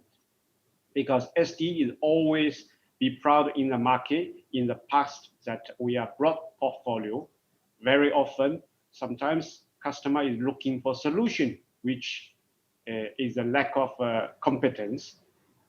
Seeing that, the management from the Asia Pacific decided to put a strong big investment in the competence center, which has been run for more than 2 years, and the result is obvious. You already see a lot of excellent demo, and which is covering the industrial, NEV, smartphone, and IoT. All this is really bring excellent performance in the market, and more than that, some of the competence center have a close activity with you, our dear distributors, and with our customers through you. So this is really a milestone, a changing, a reshape what ST in the market. For industry in particular, within this segment, we have power energy, motor control, automation. Why? Because what we see in power and energy, ST has so broad portfolio and leading technology. But in the market itself, there's a huge demand requesting for better efficiency, smaller size, better BOM cost, and time to market. This, under the leadership of the Power and Energy Competence Center, we already delivered to the market, and what we said is a silicon carbide solution and GaN solution. And I'm sure there's a lot of new application in the pipeline, and please continue your close collaboration with Power and Energy. Moving to motor control, there's a huge demand. Already said, motor is a next wave to change the life. So many new application, new innovation stuff needed a motor, and the design or the development to use a motor is more complicated. The motor control lab is develop an easy and plug-in solution and a more compact solution to help you and help customer to make it happen. And automation, what you see is home automation, factory automation, and we not only provide a product, provide a solution, and also we are partner some protocol, some software, some third party, just on the objective to make sure you and your customer can easily use the product without any challenge. So this is bring us a big success already, and we are sure ST is on the wave to becoming a leader in industrial market. Kevin? Thank you. On top of the industrial application, ST is also focused on the NEV domain. We have the competence center that providing a total solution to tackle this market. According to the market survey, there will be 100% electrification and digitalization in 2035 in China.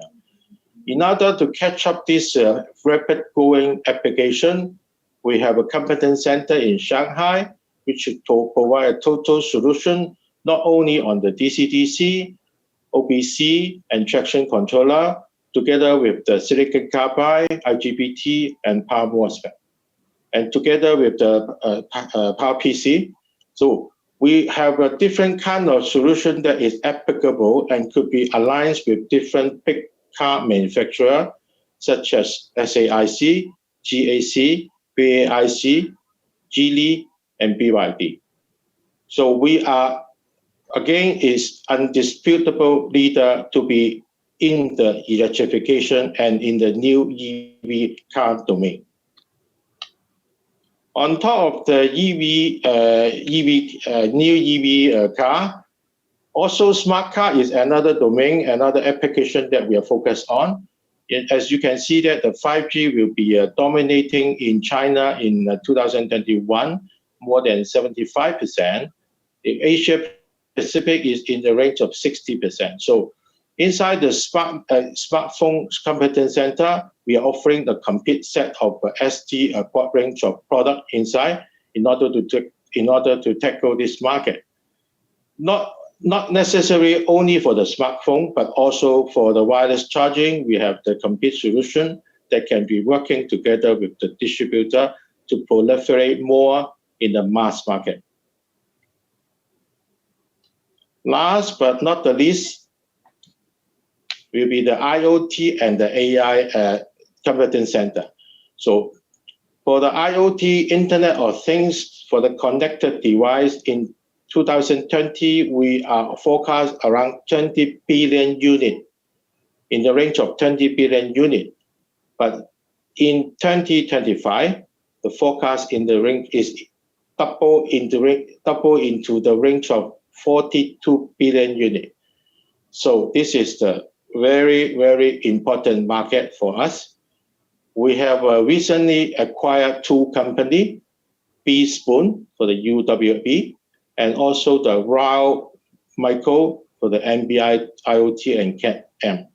This will reinforce our technology, especially in the connectivity, to tackle with this IoT and AI market, which are all important for us.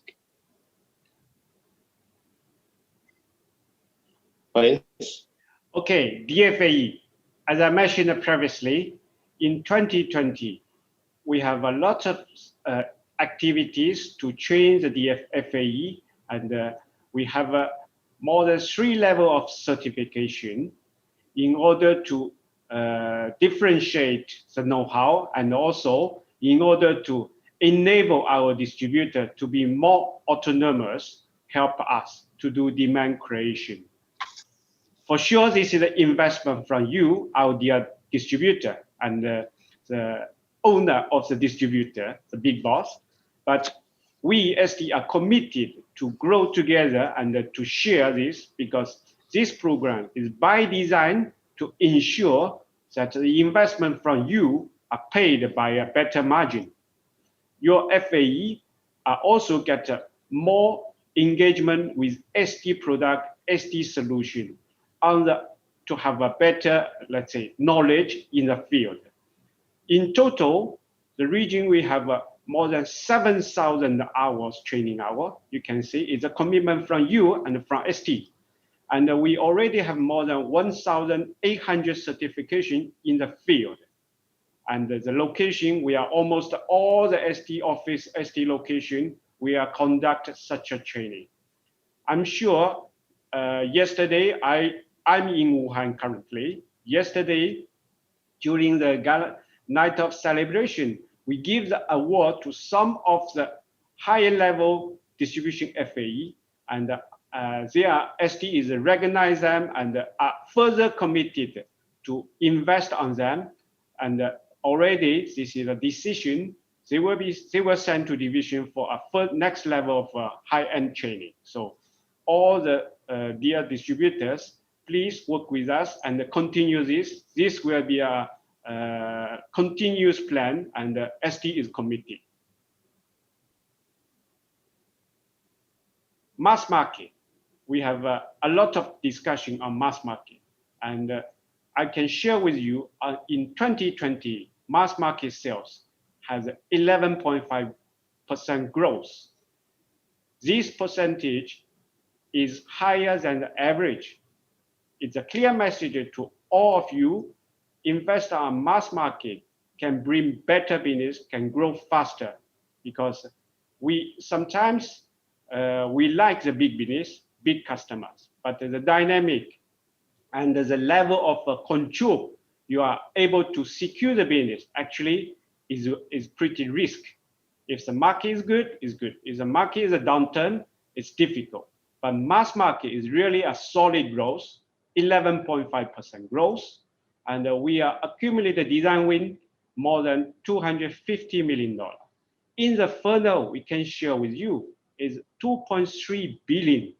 And look at by product group, the mass market is definitely support all the pipeline in different group. So, and also another KPI we are measured for ST people as well is number of customers. Through all the activity with you, we are pushing the entire sales force to increase the number of customers, to increase the part number in each customer. So let's work together. Distributor partnership. Here, we value our distributor partnership. Why? Because we see our distributor, our dear distributor, you have a strong commitment to customers in various dimensions. Commercially, you are flexible and you are very dynamic to have a different offer upon customer request. Technically, thanks for your investment, we see the big growth, big improvement. Supply chain also is another flexibility helping ST to reach the last mile to end customer. Relationship with the customer, I see many of our distributors have a very solid relationship with end customer. So thanks a lot. More than that, we see our distributor in Asia Pacific are fully committed to ST, to us. The management increment are extremely good. I think this year is definitely a time to demonstrate how good the management engagement. Yes, it's tough. It's almost impossible for face-to-face, but our management from the CEO to the Asia Pacific EVP Jerome, we have a regular physical, we have a regular virtual connection, okay? So, and also we see our distributor continuously invest for the more sales, more FAE. And we also see, due to the Asia have a lot of culture, different culture have the different business model, a different behavior. We see our distributor can able to provide different business model to handle the business. So great thanks.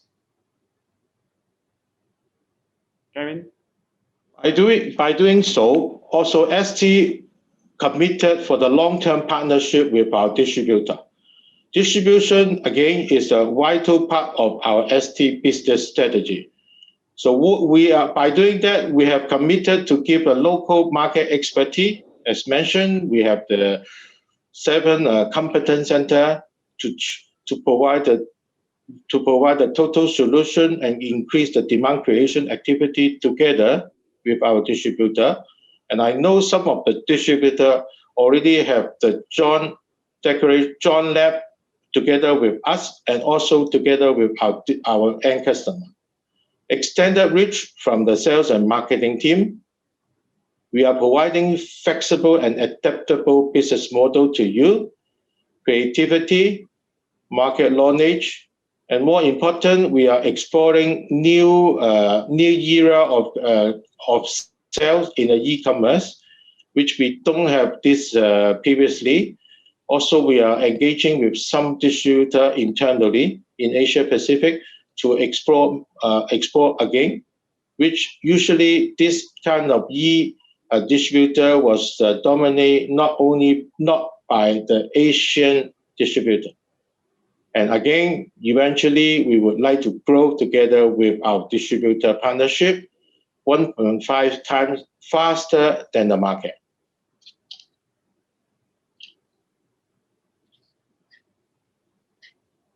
Collins? All right, so we introduced a lot. Takeaway. First, the most important, together, we can and we need and we must achieve 3 billion in 2023. The market is in front of us. We have all the elements. We have an outstanding product, excellent solution, and the most important, strong commitment. So let's do it together.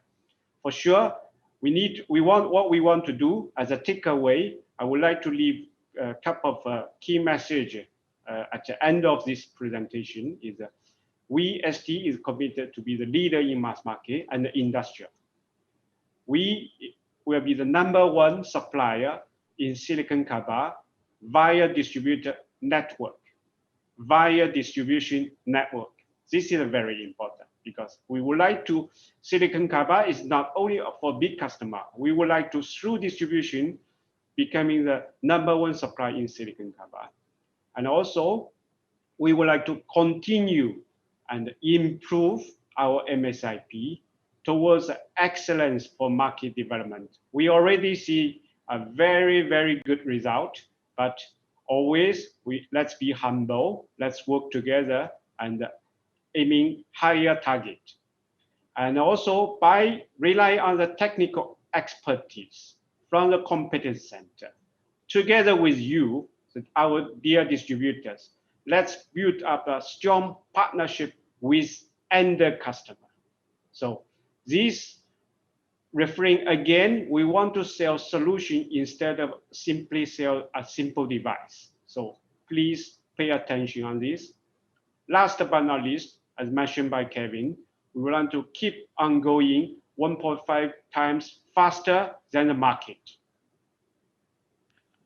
In short, we always and we never change. Let's make the impossible possible. one team, one mission, making the impossible possible. And here, we would like to thank you for all the distribution partner that has presented and contributed for the great business we have in 2020. And don't forget, as mentioned by Jerome Collins, that 3 billion is our ultimate target for 2023. Thank you. Let's give applause for everyone. Thanks. Thank you. Thank you. Bye-bye.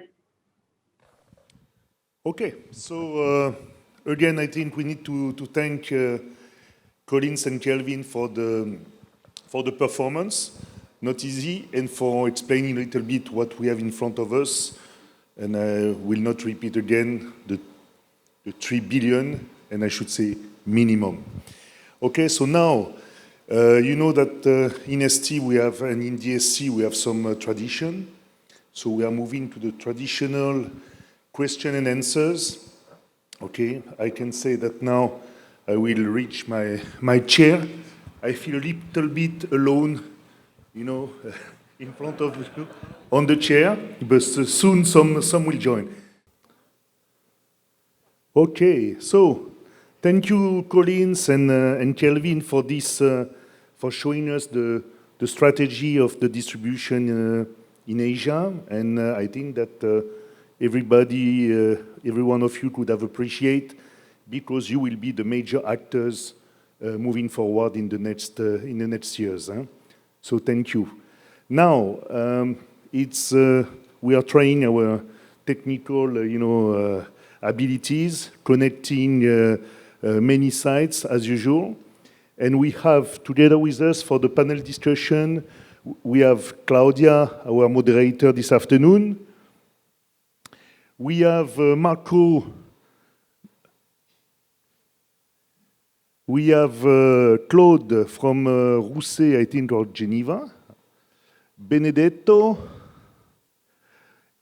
I will finish by Marco Monti, because he's the only one wearing the DSC shirt. Sorry, Marco, but mine, you know, after one week in Taipei with the good food, they have to find a triple XL. Cannot find. So, but I will wear. Okay, so I think that I feel very, very lonely. A big stage, one chair. My friends not around, so we'll try to, but around in this room, the other part of my friends, okay? So let's start now, and I think I will leave it to Claudia to moderate this session. Again, the question has been raised by you. We collect the question, and then we'll try to answer at best. Okay, your turn, Claudia. Thank you, Jerome, and I hope you can hear me, because we see that we have a message on internet connection a bit unstable. Let's hope it's not the case. Now, one thing, Jerome, you were saying you feel all alone. You are not alone as well. Eh? We are all there. We are all there with you, with our friends and partners in the room, in the different locations. So very close with our heart, if I can say. I'm not sure that Paolo Benedetto, that Marco Benedetto and Claude will agree, but this is what I strongly, but this is what I strongly feel. Absolutely, Claudia. Exactly. We are just looking forward to next year, and again, to be back to a different, to the different normal DSC. But again, Jerome, the only thing I wanted to say, because it's my chance now to be part of this show, you were pushing very hard to make this impossible, let's say, setup possible. And thanks to your team and to my team, I think we managed, despite all the difficulties. So we are all together in any case, although virtually. So again, good afternoon and good evening, good morning, everyone. And so, as I said, it's really great to be with you. No need to introduce my colleagues, I would say. I would start immediately with the key questions that you all partners have submitted to Jerome's team. Some of them are very pressing, very short-term focused. Some others are very long-term and strategy-oriented.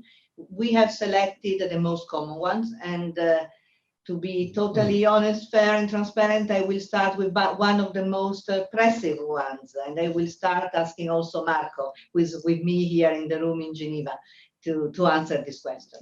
So it's coming from Arrows, and they are asking, Marco, we are experiencing long lead times as well as allocation on ST products. We have been pushed by ST Asia to maximize the kit approach, 1+X. We are now fighting for getting and fulfilling kits. How ST is addressing the current service and lead time issues? During allocation period, could you ensure that distribution customers are getting a fair share of attention from ST management? Okay, thank you, Claudia, and thank you for the question.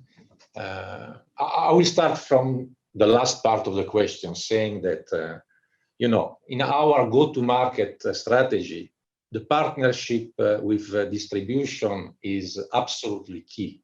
It's something that we have in our DNAs, and we have been reinforcing year after year, putting even more strengths in a competence center close to you, having a competence center together, etc., so on. So no doubt that a fair share will be clearly allocated to distribution, because you are partners with us, and we absolutely want to develop business together. So say that it's clear that we are in a situation of market which is unprecedented. The shape recovery that we see, it's got us by surprise. If we just go back at Q1, Q2, none of us could expect to be discussing allocation in this moment. And I would like to remind you that despite the market visibility that was extremely low in Q1 and Q2, we kept investing. So during this year, we invested $1.2 billion, which is a high percentage of our revenues. And next year, to fulfill the demand and to reduce the problems of deliveries and allocation we're having, we will increase our investment by 40%. So which is massive, and it's starting immediately. So we'll have already part of this investment in place during the first half of the year. So to answer to your question, this is the way in which we are reacting. Going to the 1+X is clearly important to protect the kids, and here it's the job of the region plus you distribution to highlight exactly the kit, and we'll follow up at the maximum we can. Unfortunately, we cannot do this automatically. Our shape tomorrow is not yet ready to follow kits, but we will do our best to fulfill the kit requirement in a very tough environment overall, where again, we are investing heavily to solve the problem as soon as possible. Thank you, Marco. And now the next question is for Claude, and it's more or less on the same topic, more specific, of course, to MCUs. And this is coming from a number of partners, including Avnet, Hakuto, Sanshin, and the rest. So, Claude, distribution market in Asia is facing deadly competition from Chinese MCU local makers and copycats. What is ST visibility on 8-inch wafer capacity, and what are the supply plans in the coming 2 to 3 quarters? What is ST recovery plan to solve supply shortages and allocations for STM32 F0, F1, F3? Claude.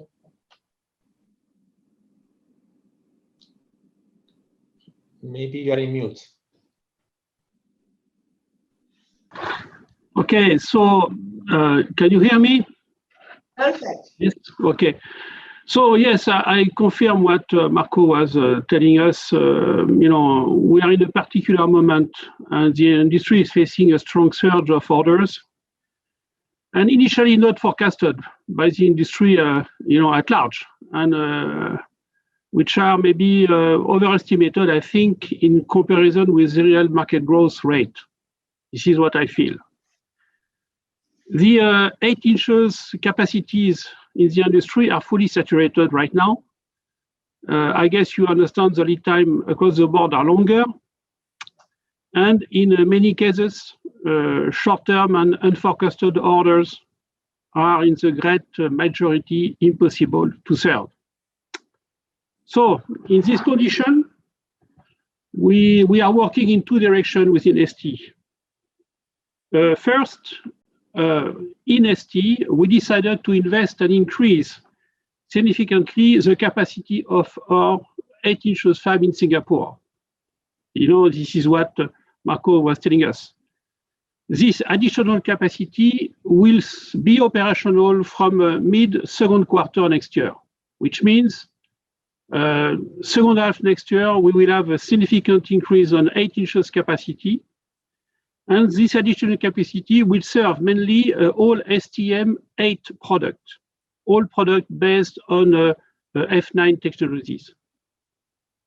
Then the second point, for what concerns STM32, F0, F1, F3 series, which are all based on 180 nanometer process and produced externally on 8-inch wafers. I will say for this type of product, the Q4 20 and first half 21 business is growing more than twice the normal run rate. I mean, we think that this doesn't correspond to the real market needs. So we will try to help you in this tight period, working closely with you and your team to make sure that we cover the production needs for your customers. In some cases, we will be able to move F1 series to more advanced process running on 12-inch line in 19 nanometer, but this takes time. So, I mean, for what concerns F0, F1, F3, the situation will remain difficult during first quarter next year and I would say until mid Q2 next year. And we do expect recovery second half next year. So to summarize, this 8-inch supply shortage will remain severe during Q1 21. Then significant improvement will come from mid-second quarter 21, and we do expect second half next year much better. I hope you understand my explanation. You know, I have an assistant in the room. I have to share that. I have a special assistant, Mr. Cassis, that is having fun by muting and unmuting my microphone. Not fun. I'm really sorry for that. I feel the pressure, sorry. I was saying Claude, no, is actually helping because again, with all the technical difficulties, he's helping out. I was saying, Claude, that this sounds like a very clear and detailed plan. Now we move to another product area where there are some pressing questions from distributors, and this is related to low voltage MOSFETs. The question is coming from Ramakrishna. We understand that ST has put in a lot of effort in recovering of LV MOSFETs. However, we are still currently struggling with long lead time and delivery uncertainties. What are the investment actions ST has been taking to improve the situation and avoid Asia distributors to lose market share? So clearly, this is a question for Marco Monti. Yeah, thank you, Claudia. And first, good afternoon to everyone. Clearly, it's a pleasure to be with you today, even virtually. So I will start my answer saying that as we discussed in the last 2 days, of course, power technology is a key strategy, not only for ADG, but also for the full company. And today we have a very wide technology and product portfolio to focus, I would say, all the different applications we want to serve. Clearly today, again, as we discussed yesterday, our focus is primarily on automotive and industrial application. But then we have also a lot of application on personal electronics that we want to follow. So clearly the low voltage power MOS is very well inside this strategy. We have today a very wide offer of product covering from the 30 volt to the 200 volt applications. With the current M7 that is today in production in large volume, we cover the range 40 volt to 100 volt. But then we are introducing the new technology platform, the F8, that will extend the range from the 30 volt to the 200 volt. So today we have a lot of part number. We are more than 500 part number today ready to be shipped. And again, the application coverage is very wide, covering from hybrid vehicles to industrial application to power supply, and more recently also ADAS power supply with the most recent Dr. Moss R&D activity. So why we are today still in a tight situation? Because the low voltage is today very well supporting the electrification strategy in the industry. This is clearly true for automotive, where low voltage is strategic to serve the hybrid and the mild hybrid application that today are booming, particularly in China and in Asia in general, but also in the industrial application, because it's serving the transition, particularly in the industrial tool, from a main operated tool to battery operated tool. So this technology and this product is really booming in the market.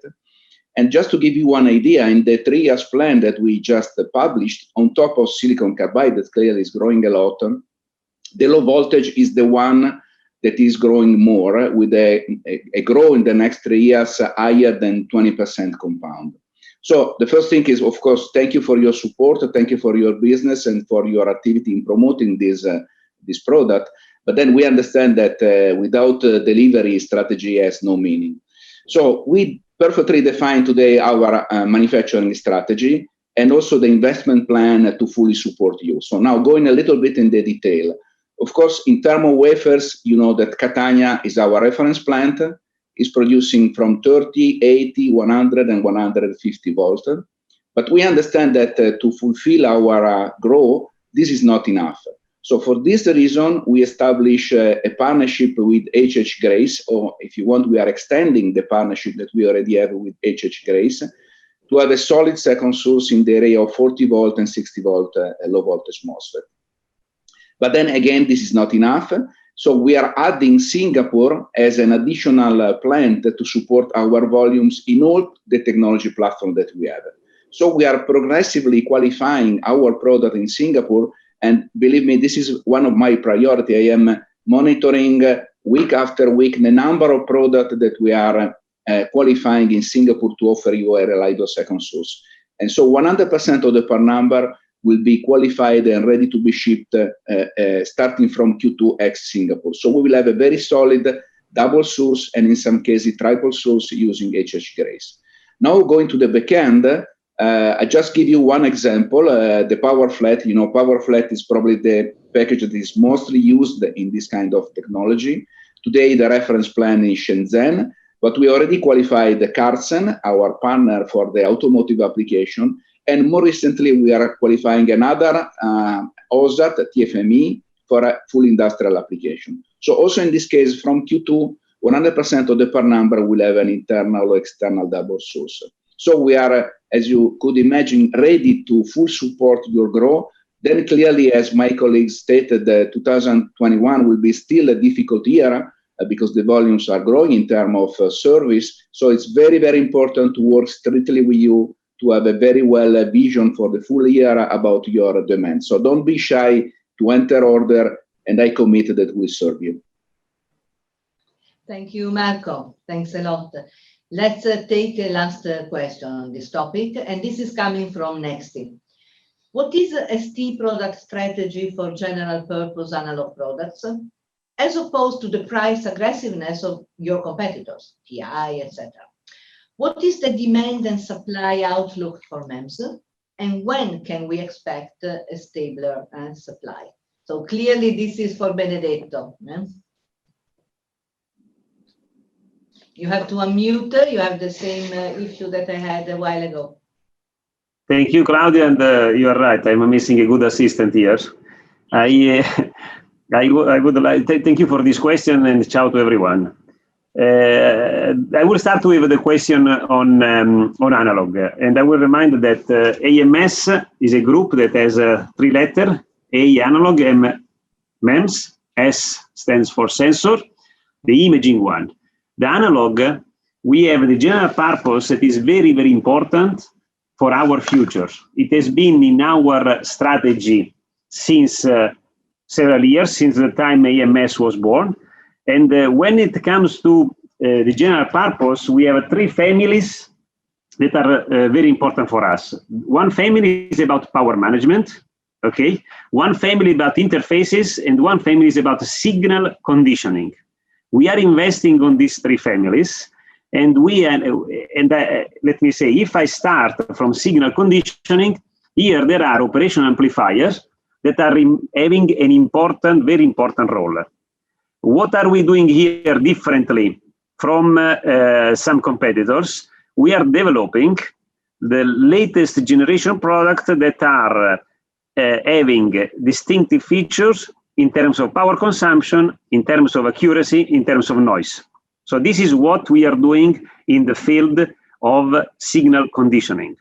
When we move to the field of power management, there are a couple of families that are very, very important for us, and we keep investing our R&D resources. One is the DC-DC converters.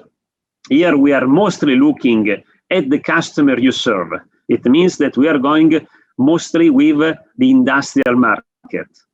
Here we put several products on the market last year, optimizing the power consumption. So this is another important block of the power management together with the eFuse.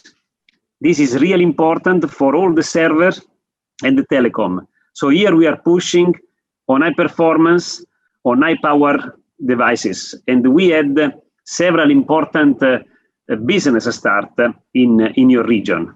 When I move to the third block of general purpose analog, that is interfaces, well, here we are working on interfaces more traditional that are going through the wires, like RS485, but we are also looking at USB, PD interfaces, and also wireless interfaces, like the block that we developed for the sub-gigahertz radio and Bluetooth Low Energy. This is what we call general purpose analog, and we want to differentiate on the performances on these blocks, and we want to use the synergy that we can have by working together with the microcontroller and the MEMS. If I move to the second part of the question, Claudia, when we talk about MEMS, I think it's clear we have some pressure in the first half of this year. We are really doing a lot of effort to address all your requests, and we are investing both in front end and back end to stabilize everything by the second half of next year. This is very important. We are aware of the need of this increasing capacity, and we invested already in the back end and in the front end to address, to stabilize the demand for the second half of the next year. These are important product of AMS, and count on us on our full support. And really, we will keep improving the product portfolio, and we will improve also the delivery situation that is a little bit under pressure in these days. Thank you. Thank you, Benedetto.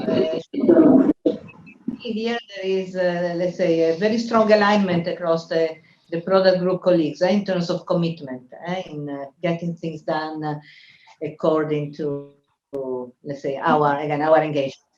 Now we move to another topic, and this is for you, Jerome. The reality is that this is a question that was asked basically by everyone, by each and every partner, and it's about the trade tensions between the US and China. So the United States is getting tougher on Chinese companies that use products with US technologies. How is ST responding to such US stringent requirements? Will ST establish a formal process to help distributors to get import-export exemption on their products to China customers? Jerome, if you can answer this one, please. Okay, I will try to answer this important question.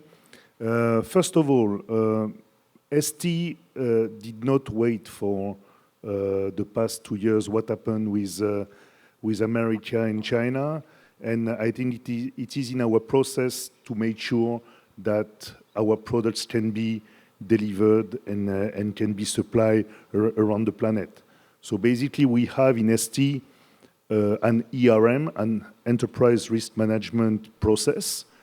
Okay, inside this ERM, one of the topics is to be trade compliant and to help for the trade to be import-export to be fluid. Okay, so this is followed by Franck Frémont that you saw, by the way, some minutes ago. And also we have within the supply chain organization of Alberto de la Chiesa, we have one organization called GTCO, Global Trade Compliance Organization. And this team of GTCO is dedicated, with the supply chain team, is dedicated to make sure that this fluidity of supplying the products is ensured. This was the case, for instance, as you all know, when we had the problem, the Huawei issue, okay, with the license. And this is a continuous process. So it's not to help distributor, it's to help all our partner and stakeholder to ensure the fluidity, whatever the regulation are, because tomorrow, as you know, there is also perhaps the problem to have China blocking the other side, means the entry of American goods. And here we have equipment and so on. So here I should say it's high vigilance from ST, dedicated organization. After, I will repeat again, and you know, one of the strengths of ST is also that we are honing our manufacturing. And we are also, for sure, having subcontractors and wafer foundry, but we have a big part of our manufacturing honed and spread. And spread, as you know, for wafer fab in countries like in Europe, in Singapore, and from the back end, I should say we have Shenzhen back end, but then we have Muar, we have Malta, we have Casablanca, we have Manila. So here we are widespread, so we are also securing the supply by a diversity of location. But at the end of the day, if there is a tweet from the blonde guy, sometimes it takes a bit time of reaction. Eh? And the last point for me, never forget, yesterday I said, never forget the old African say, when two elephants fight, the grass suffers. When the two elephants make love, the grass suffers too. So China and America, our two big elephants, you know, we have to be extremely vigilant. If Biden and Xi Jinping tomorrow are the best friends, let's be also vigilant anytime and reactive. Thank you. Thank you, Jérôme. Now we are moving from, let's say, the short-term dynamics and issues a bit more into the longer term. And there is a question very interesting coming from Future related to three big technology drivers. And I would like Marco Cassis to answer to this one. The question is the following. AI, 5G and IoT are the three big technology drivers.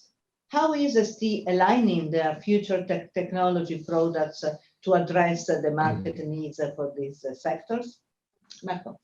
Thank you, Claudia, for the question. And let me remind that our strategy stems from key long-term enablers, which are the smart mobility, power and energy, and the Internet of Things and 5G. So it's clear that we are investing there because it's, as you said, it's these are drivers, growth drivers, and will be more and more pervasive in our society. So how are we doing that? Let's start from AI.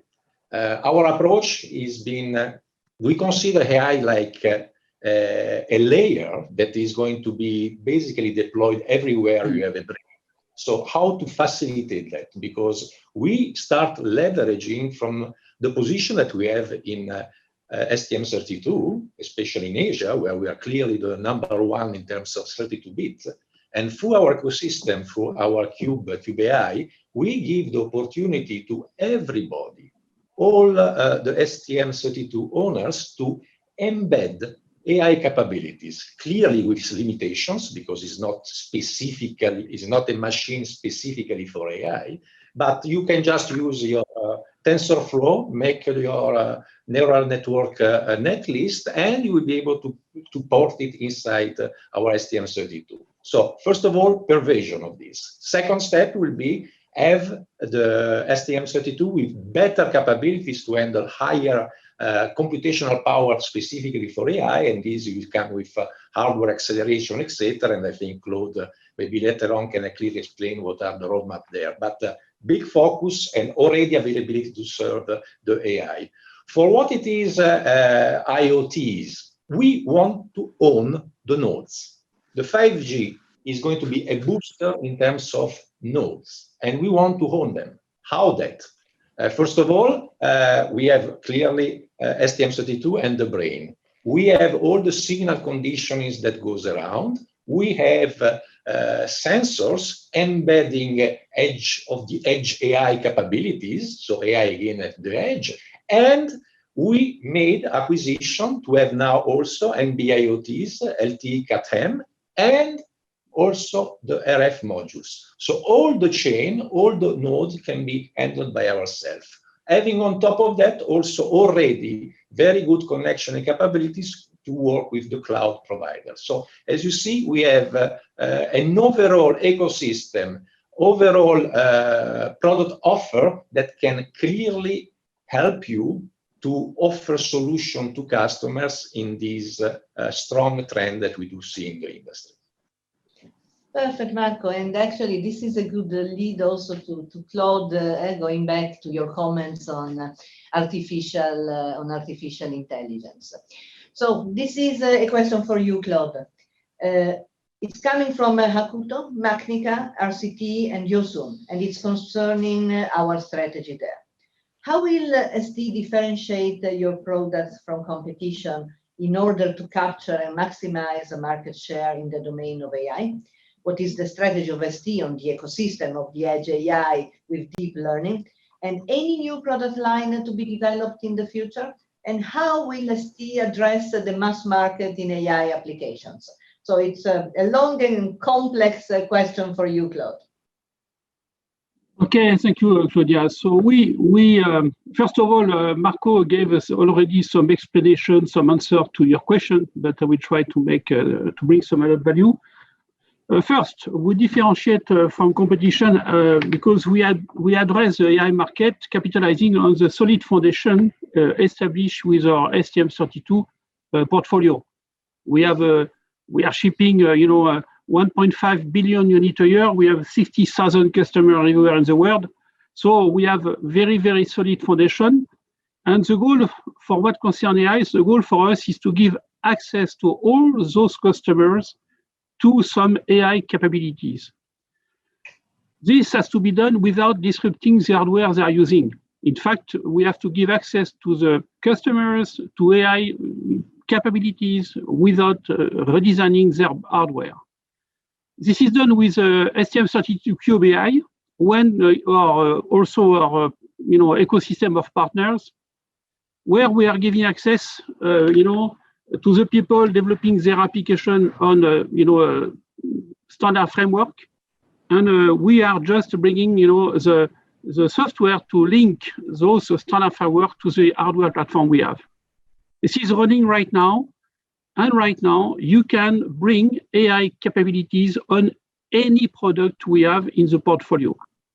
So we have the friendly environment to do that, and we are moving on with this approach. That's the first phase, which is available now. The second question was concerning the strategy, for ecosystem of the edge AI with the deep learning.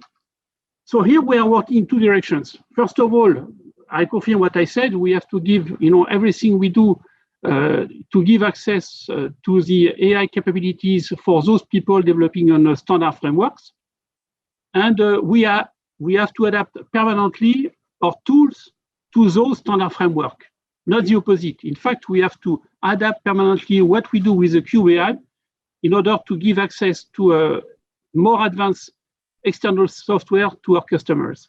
This is running as well. Second point concerns the development of turnkey solution. Internally within the general purpose micro division, we are setting up a dedicated team of experts able to help a customer to develop their own application. So here is a learning machine approach where we are going to explain customers how they could develop their application. We propose our own software under license. We are planning to bring a technical team of experts within short period of time, and customer will have access to those people. Maybe we are going to provide a turnkey solution or not. It will depend on the customer. But this will be the second phase, which is a brand new approach for us, because we will bring a lot of added value to the STM platform via software support dedicated to AI. The third part of your question was future portfolio. Of course, we are planning to develop a lot of product embedding more and more AI capabilities, accelerator. So the first product should come in, I will say, end of 21, and many products will have embedded, AI capabilities.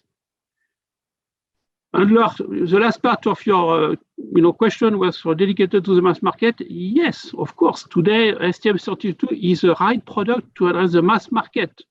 We have spent a lot of time to develop advanced ecosystem to address the mass market.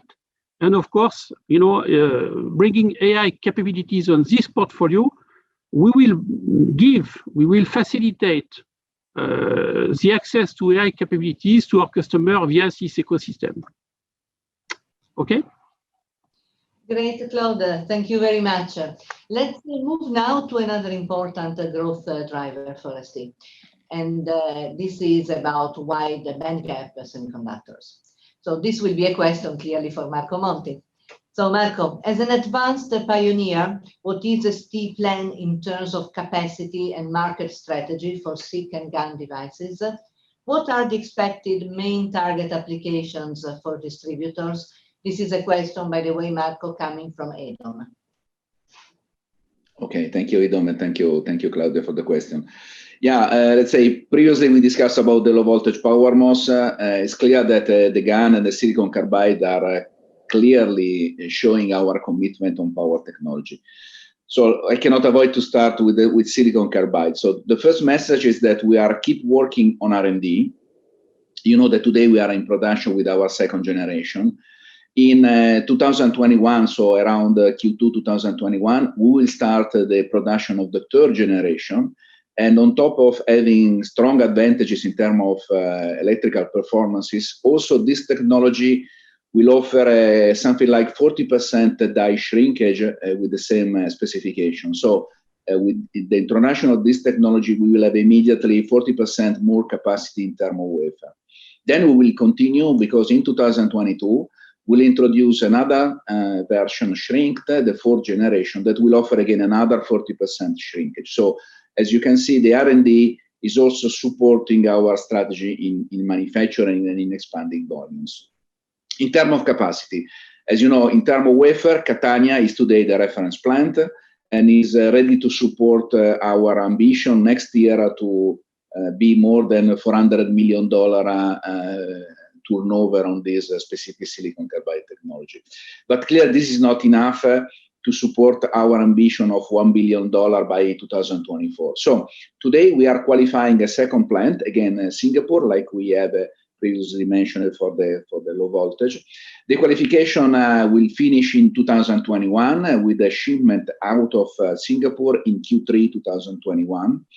And I can tell you that today we have already material with a yield that is over than 80%. So this is confirming the fact that the technology we have today is extremely robust. So we can clearly, with the introduction of Singapore, we can grant volumes, additional volumes, but also we do our job to protecting the supply chain with a very reliable second source. Just want also to mention that, today we are in production with a 6-inch. We are forced by the substrate size to be a 6-inch, but the two plants, both Catania and Singapore, are fully compatible with an 8-inch flow. So at the moment, we will be capable to introduce 8-inch substrate. The two plants are already, without any investment, already compatible with an 8-inch flow. So also, in the, let's say, the supply chain, the supply chain of silicon carbide is a little bit difficult. We are protecting ourselves. We already qualified and we are already in production with a double source for substrate with a well-defined long-term agreement. So we are perfectly covered for that. And also the activity to introduce our substrate is going full speed. We think that by 2024, we will be capable to cover at least 40% of our silicon carbide production with our internal substrate. And also in this case, again, supply chain of silicon carbide sometimes is complex. We secured all double sources for all the material that we are using to build our substrate and silicon carbide, the power MOS. So in terms of application, clearly in automotive, we want to serve all the high energy application, just two examples, the main inverter or the DC-DC converter, but then also a lot of emphasis in industrial application with all the high energy conversion, high energy management, generation, and storage.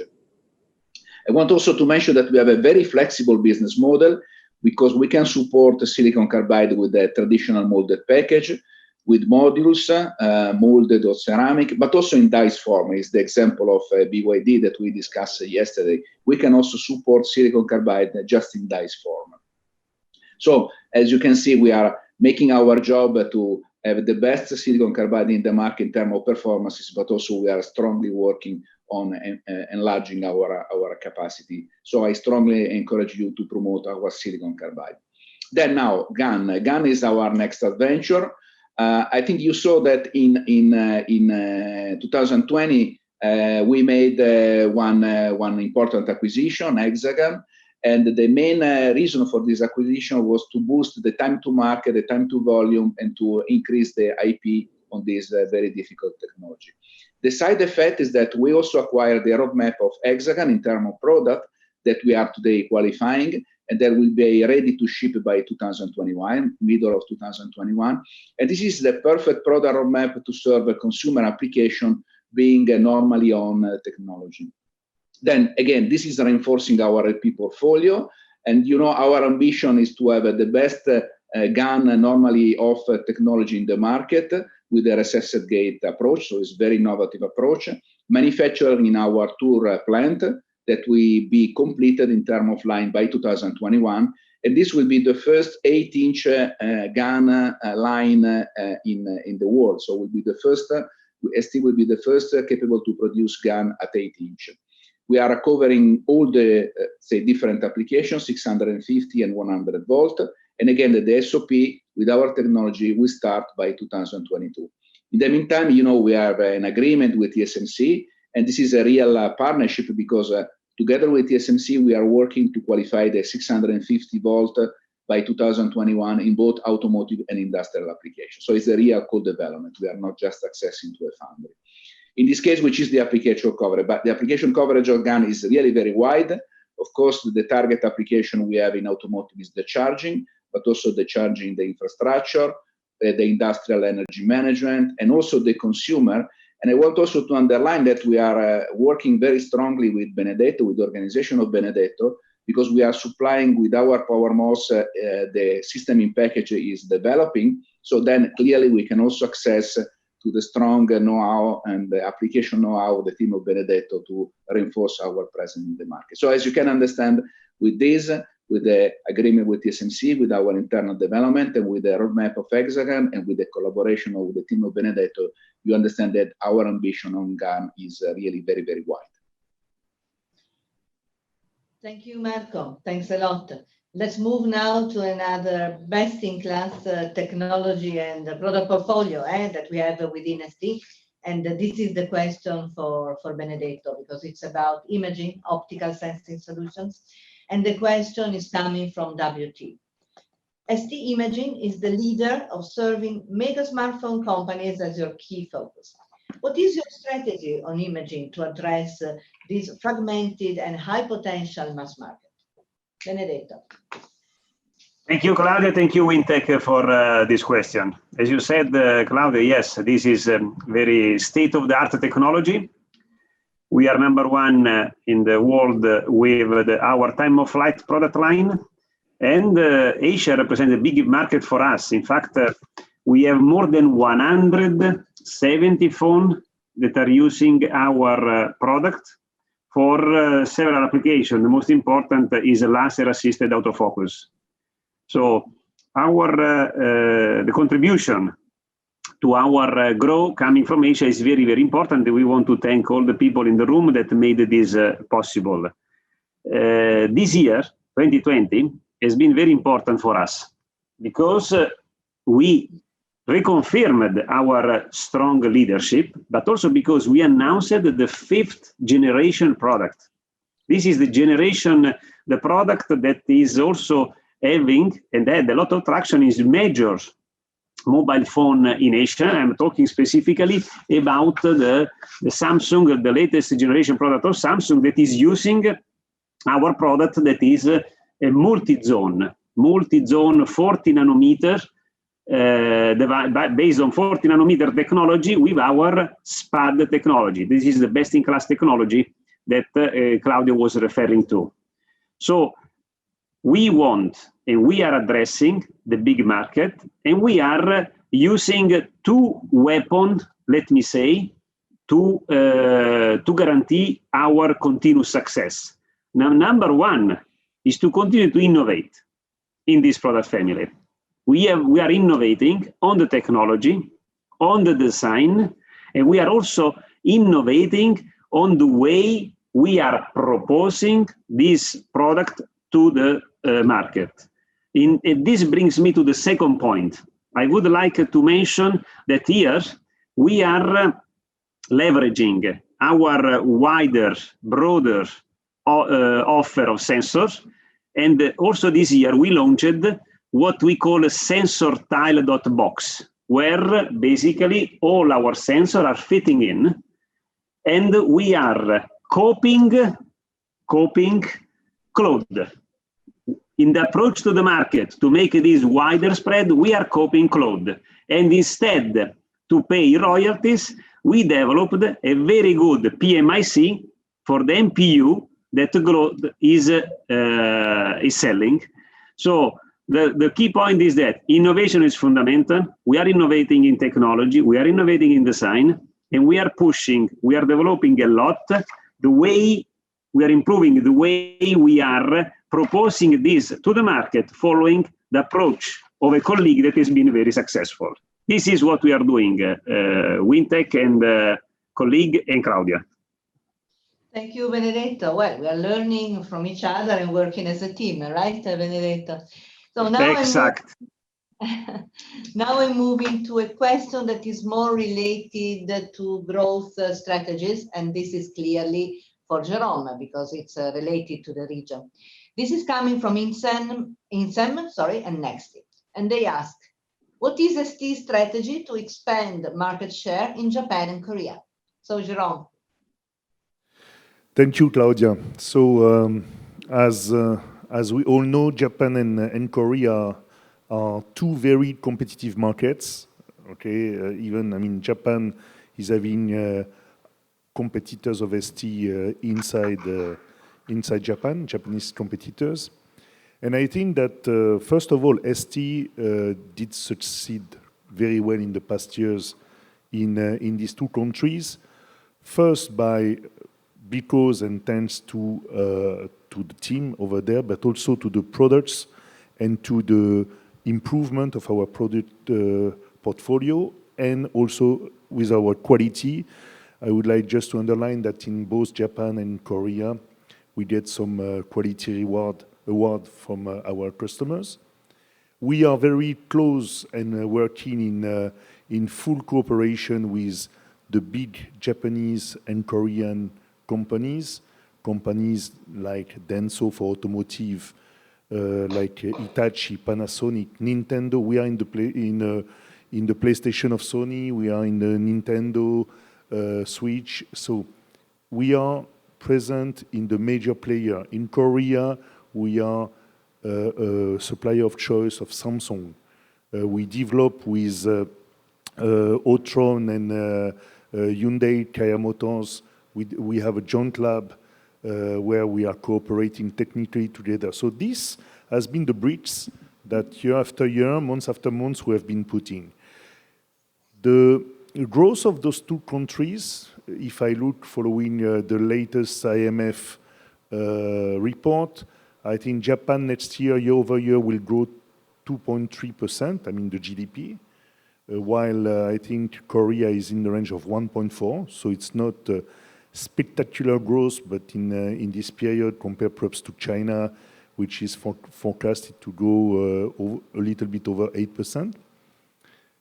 Our market share is not huge. Approximately in Japan should be in the range of perhaps 2% on our sum. So we have room to grow. We have big room to grow. And I think one big room to grow is distribution. I should say all the effort we have been placing strategically as well to conquer and to acquire a strong position in the top leaders, in the technology leaders of these two countries, okay, we don't have the same position today in distribution. So here, I should say, in the mass market, they are very, very difficult, let's say, field to address, but I think you have a key role to play, okay, to really serve this market. In Japan, distribution is serving the big car makers, so it's a bit a different strategy. But I should say here there is a big room because our market share is not huge, and we have a lot of place to go. So basically now, I should say many products. Claude was talking about the microcontrollers. We have the analog, the power. These mass market products need to be really deployed and widely served by distribution in these countries. Okay. After, we'll have also to look, and we are looking in the quality and the energy put by our distributor locally in these countries, in the sense that this is markets, difficult markets, time-consuming, people-consuming. We need you to invest with us, because without a strong distributor and a strong focus on ST products in this country from distribution, will not be too successful. So again, distribution will be a key to develop market share in those two countries, while we'll consolidate and continue all our effort of growth in the big OEMs. So we count on you, and let's also think about investing in this field. Technically, we need some good FAEs there. It's a very technical market, and we need your support to grow there. Very much, Jérôme. Now, I have a question for Marco, since I know, I'm just saying this to my colleagues and over there. We know we have a technical issue on Marco PC, but I will ask Marco to join me in a second. Actually, I'm going, wait a second, Marco. He's here, but wait a second. Let me read the question, and then I will leave you the camera. Okay? So the question is the following. It's coming from Avnet. It's related to the M&A activity in the market. Recently, there have been many acquisitions on the market. NVIDIA ARM, ADI Maxim, Infineon Cypress, etc. How does ST view this trend? Which are the potential risks and opportunities? And by the way, does ST has any plan to strengthen its position? So Marco, I'll let you take this one, including my chair. Okay. Yeah. So the question was from? Avnet. So thank you, Avnet, for the question. It's an interesting one. And I will start from the last part of the question. First, ST has been, I would like to remind you, ST has been pretty active in acquisitions. We have acquired Norstel, we have acquired Hexagon to reinforce our positioning in power. We have acquired Riot Micro, B-Spoon, to reinforce our position in connectivity, and we have acquired Somos. So you see, we made acquisitions that are not acquisition for scale. Why not? Because in a market that is expected to grow 5% compound in the next 3 years, we do believe that we will outperform the market. We will grow over 8%, and we'll grow up to $12 billion by 2023 organically. So our acquisition has been mainly linked to improve the IPs and the R&D capabilities, which are key to master and to achieve our strategic targets that are leadership in many of the segments and products that we do address. So again, acquisition point of view, we have been very active, but not for scale. I will not comment that much our competitors, but as you know, 1 + 1 many times means 1.5, few times means 3. So we respect what they have done.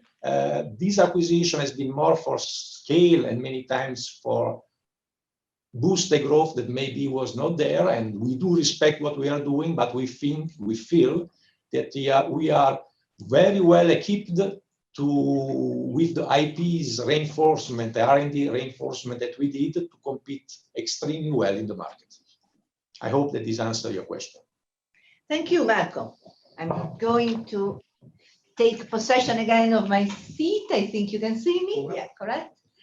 So there is actually another question related to acquisitions, and this is more specific to Claude, I would say, because it's a question coming from Lieta, and they are saying, ST has acquired BeSpoon and Somos this year. How do you foresee the breakthrough solution will help in expanding ST market share? Wi-Fi and ultra-wideband market are indeed big in China.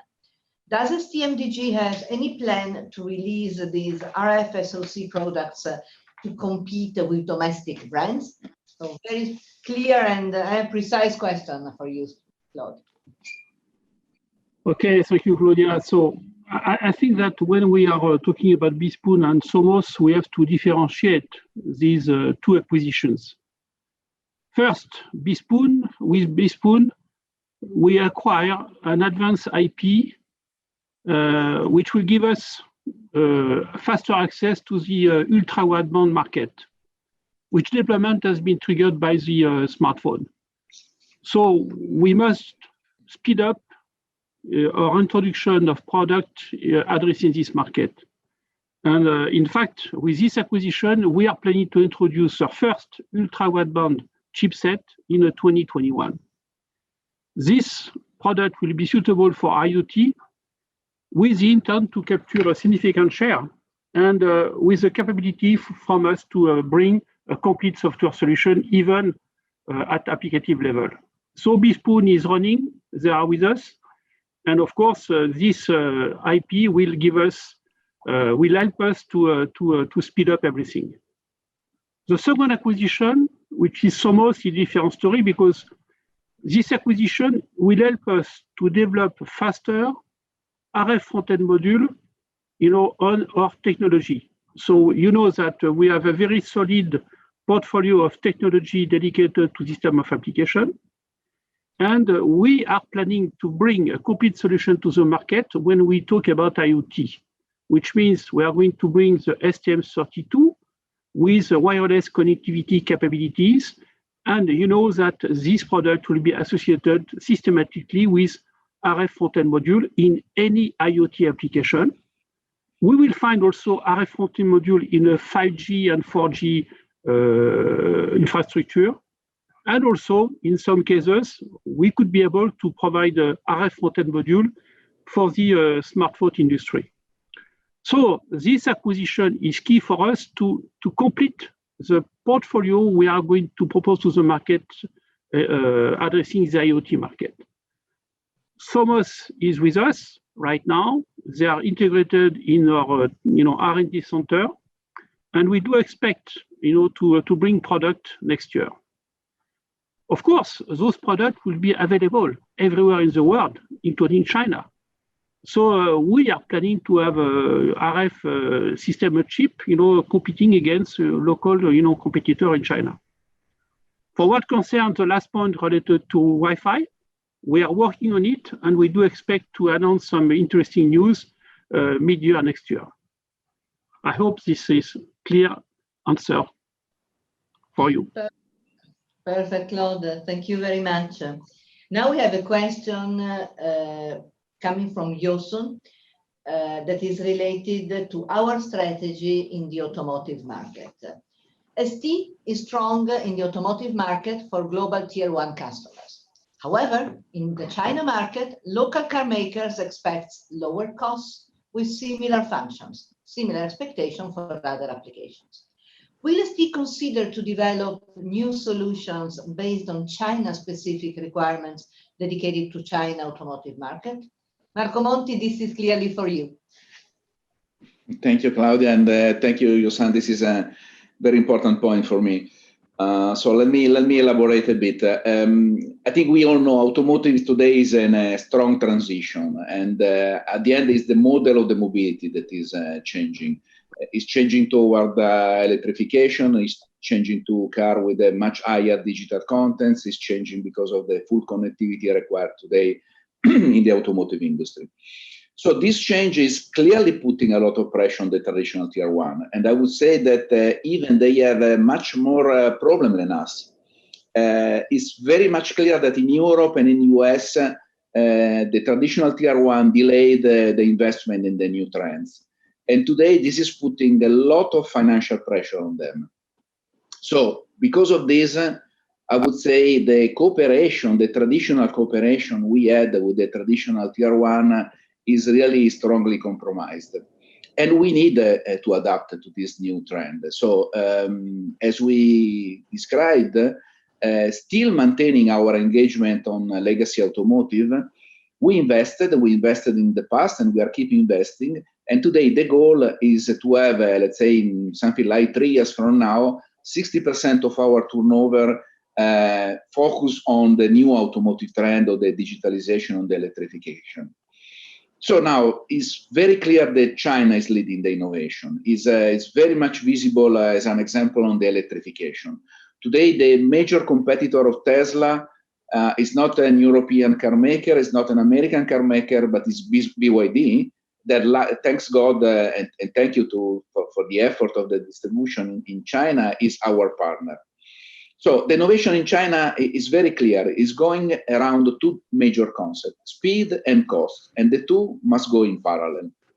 So it's evident that solution made in Europe or in US for the European or for the American customer is not necessarily working in Asia. And again, the example of BYD is very clear. The solution we provide to BYD is completely different to any other solution we provide on electrification. So, as you can understand, the subject is very complex and probably deserve much more time, but I want to make one point very clear. Following what we have done in power, also in automotive, we must be more involved in the mass market and in distribution in Asia. In the past, we did one major mistake, I think. We tried to sell in the mass market, and particularly in China, what we did for the big tier 1 in Europe. So we clearly had some success, and I need to thank you for that. But if you want to go to the next step, we have clearly understood that we need to design specific product for the mass market, and again, in particular for the Asian market and for the Chinese market. One big example is the battery management. Battery management, the solution made for Europe is absolutely not working in China. They have completely different scale of cost and performances. So I need to tell transparently, which is today my problem. The problem is that today I have a very big R&D bandwidth. I have a lot of very skilled designer, but sometimes I miss some application knowledge. And so this is the case for which you can help me, and I think I can help you. So I have a very big R&D bandwidth, but I need, in some case, application knowledge. And we know perfectly that to work with a big tier 1 or to work with the mass market is 2 different jobs. So I recognize that you know the market and you have a lot of application knowledge. So what I'm proposing is to create a strong interaction between your application knowledge and my R&D bandwidth. And I'm ready to put additional R&D in China to intensify this interaction, because we recognize that we need to work at the Chinese speed. So ultimately, I really need your support to create the best automotive product roadmap to serve the Chinese innovation, following the concept of cost and speed. Thank you, Marco. So it's a request of support, but it's also a commitment on your side. Additional, even more additional focus on automotive. Now, I think we have time, Jerome, if you agree, for a couple of questions, and we will have to squeeze in 10 minutes because then there is your next panel.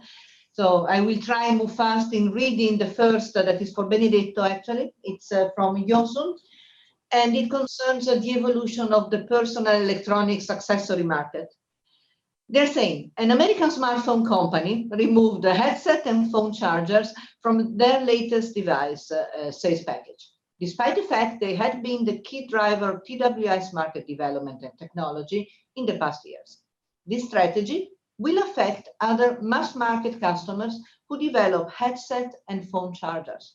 How will ST view this change and how will ST adapt? Benedetto. Thank you, Claudia. Thank you, Yosan. What is happening now in the industry is touching two important trends that AMS is addressing. One is the sensorization. It means that more and more sensor around us. And the two is a better, wiser use of energy. What do I mean? It was already 2014-15 when we started to look at the hearable market as a very interesting one. Maybe there was a bias because someone has a big ear, I don't know. But the what is called now TWS was an area that we have been developing since already 5 years. So this is very, very good for very good news for us that the TWS is picking up, and also because the TWS is becoming more and more sensorized. The number of sensors that we have in the TWS and the earbud is very, very important. It's increasing. Some of them, with some product, we are already present, accelerometer, 6-axis. Some other new products are getting there, and we are developing also proximity sensor, infrared sensor. This is very important. This is for the year to come. So this is very, very important trend, and we want to lead it. The second part was about the getting rid of the phone chargers. This is addressing the second trend of AMS, no? Better, wiser use of energy. Well, here I would like to say that we have been working now already since a few years to bring two important blocks for a more efficient power conversion from the main to the mobile phone. And I'm talking specifically about two products. One that is called the Master Gun, and that I'm using here now in my office to charge the PC or the phone. And this goes up to 65 watts. Here, as Marco anticipated, the acquisition we did with Hexagon will offer us a possibility to leverage, to develop in the future even more advanced products. But today, Master Gun is a reality in our company. The second block is the wireless charging. The way to charge, call it the AirPod, call the mobile phone, without plugging the cable, that it was a traditional way, but using inductive coupling, this is very important for us. So basically, the two blocks, the TWS and this new trend of wireless charging is very, very, and more efficient wireless charging is very, very important. And here I commit to continue to be on the leading edge for these two kind of product line. I'm asking your support to make sure that we expand our customer base and we don't lose opportunities in these two important areas of growth driver for our group. Thank you. Thank you, Benedetto. Now, Jerome, I believe we can close with a last question to you. Also because I know that this is an area where you have put lots of efforts recently, and they are very visible also from the technical showcase that we had during this event. It was extremely visible from the Industrial Summit activity. And what I mean is about the competence centers. The question is coming from Lierda, and it's about growth and how we are supporting mass market customers. So the question is, how will the different competence centers help the business growth in the mass market? Okay, so thank you for the question. I think it's important. Collins and Kelvin have been talking previously about the competence centers. Competence center has been put in place on your demand. I mean, on basically, we collect in the field the demand from our distributors, our customer, and there was a need to have door-to-door to the market, to have some technical experts in order, one, to help, also to train your FAEs, to support your FAEs to better know our products, but also to help in developing solutions and not in order not only to focus in selling products, but to go for solution. We have given 7,300 hours of training this year to your FAEs. And also what we are doing with the Competence Center and with the help of division is the certification of the FAEs. Why certifying the FAEs? Is because we want to talk the same technical language. This is so much more efficient when we are on development or problem solving. So this, I should say, we have 7 competence centers: power and energy, motor control, automation, smartphone, AI, IoT, and EV. Okay, these are the 7 in China. We will continue to develop them. Today we have started, it's going very fast. They are very occupied, very loaded, so don't hesitate. They are not restricted to big OEM. They are also at your service to support you and to support your customers. So don't hesitate to utilize. We'll try to size progressively this competence center. And then the competence center is also making a role of surveillance of the market they are in. So basically, these people understand the need of the market, like Marco was talking in the previous question, Marco Monti. And they are interfacing also with the product division in order to make this request, this requirement very clear. Now, for the mass market, when we talk about motor control, when we talk about automation, this is industrial, this is mass market. So basically here, I should say the competence center, coming back to the question of the impact on the mass market, I think the competence center is to help you now, not only to understand better and to design faster in the application of the customer, but also to apprehend the overall solution that you will bring to the customers in the mass market, and then also to be extremely reactive, means no need to fly like some years ago from Europe or from, I don't know, Hong Kong or whenever. They are there. They are a minute away or hour away from the customers and from yourself. I think that this is concluding our panel discussion. Can you hear me, Jerome? Yeah.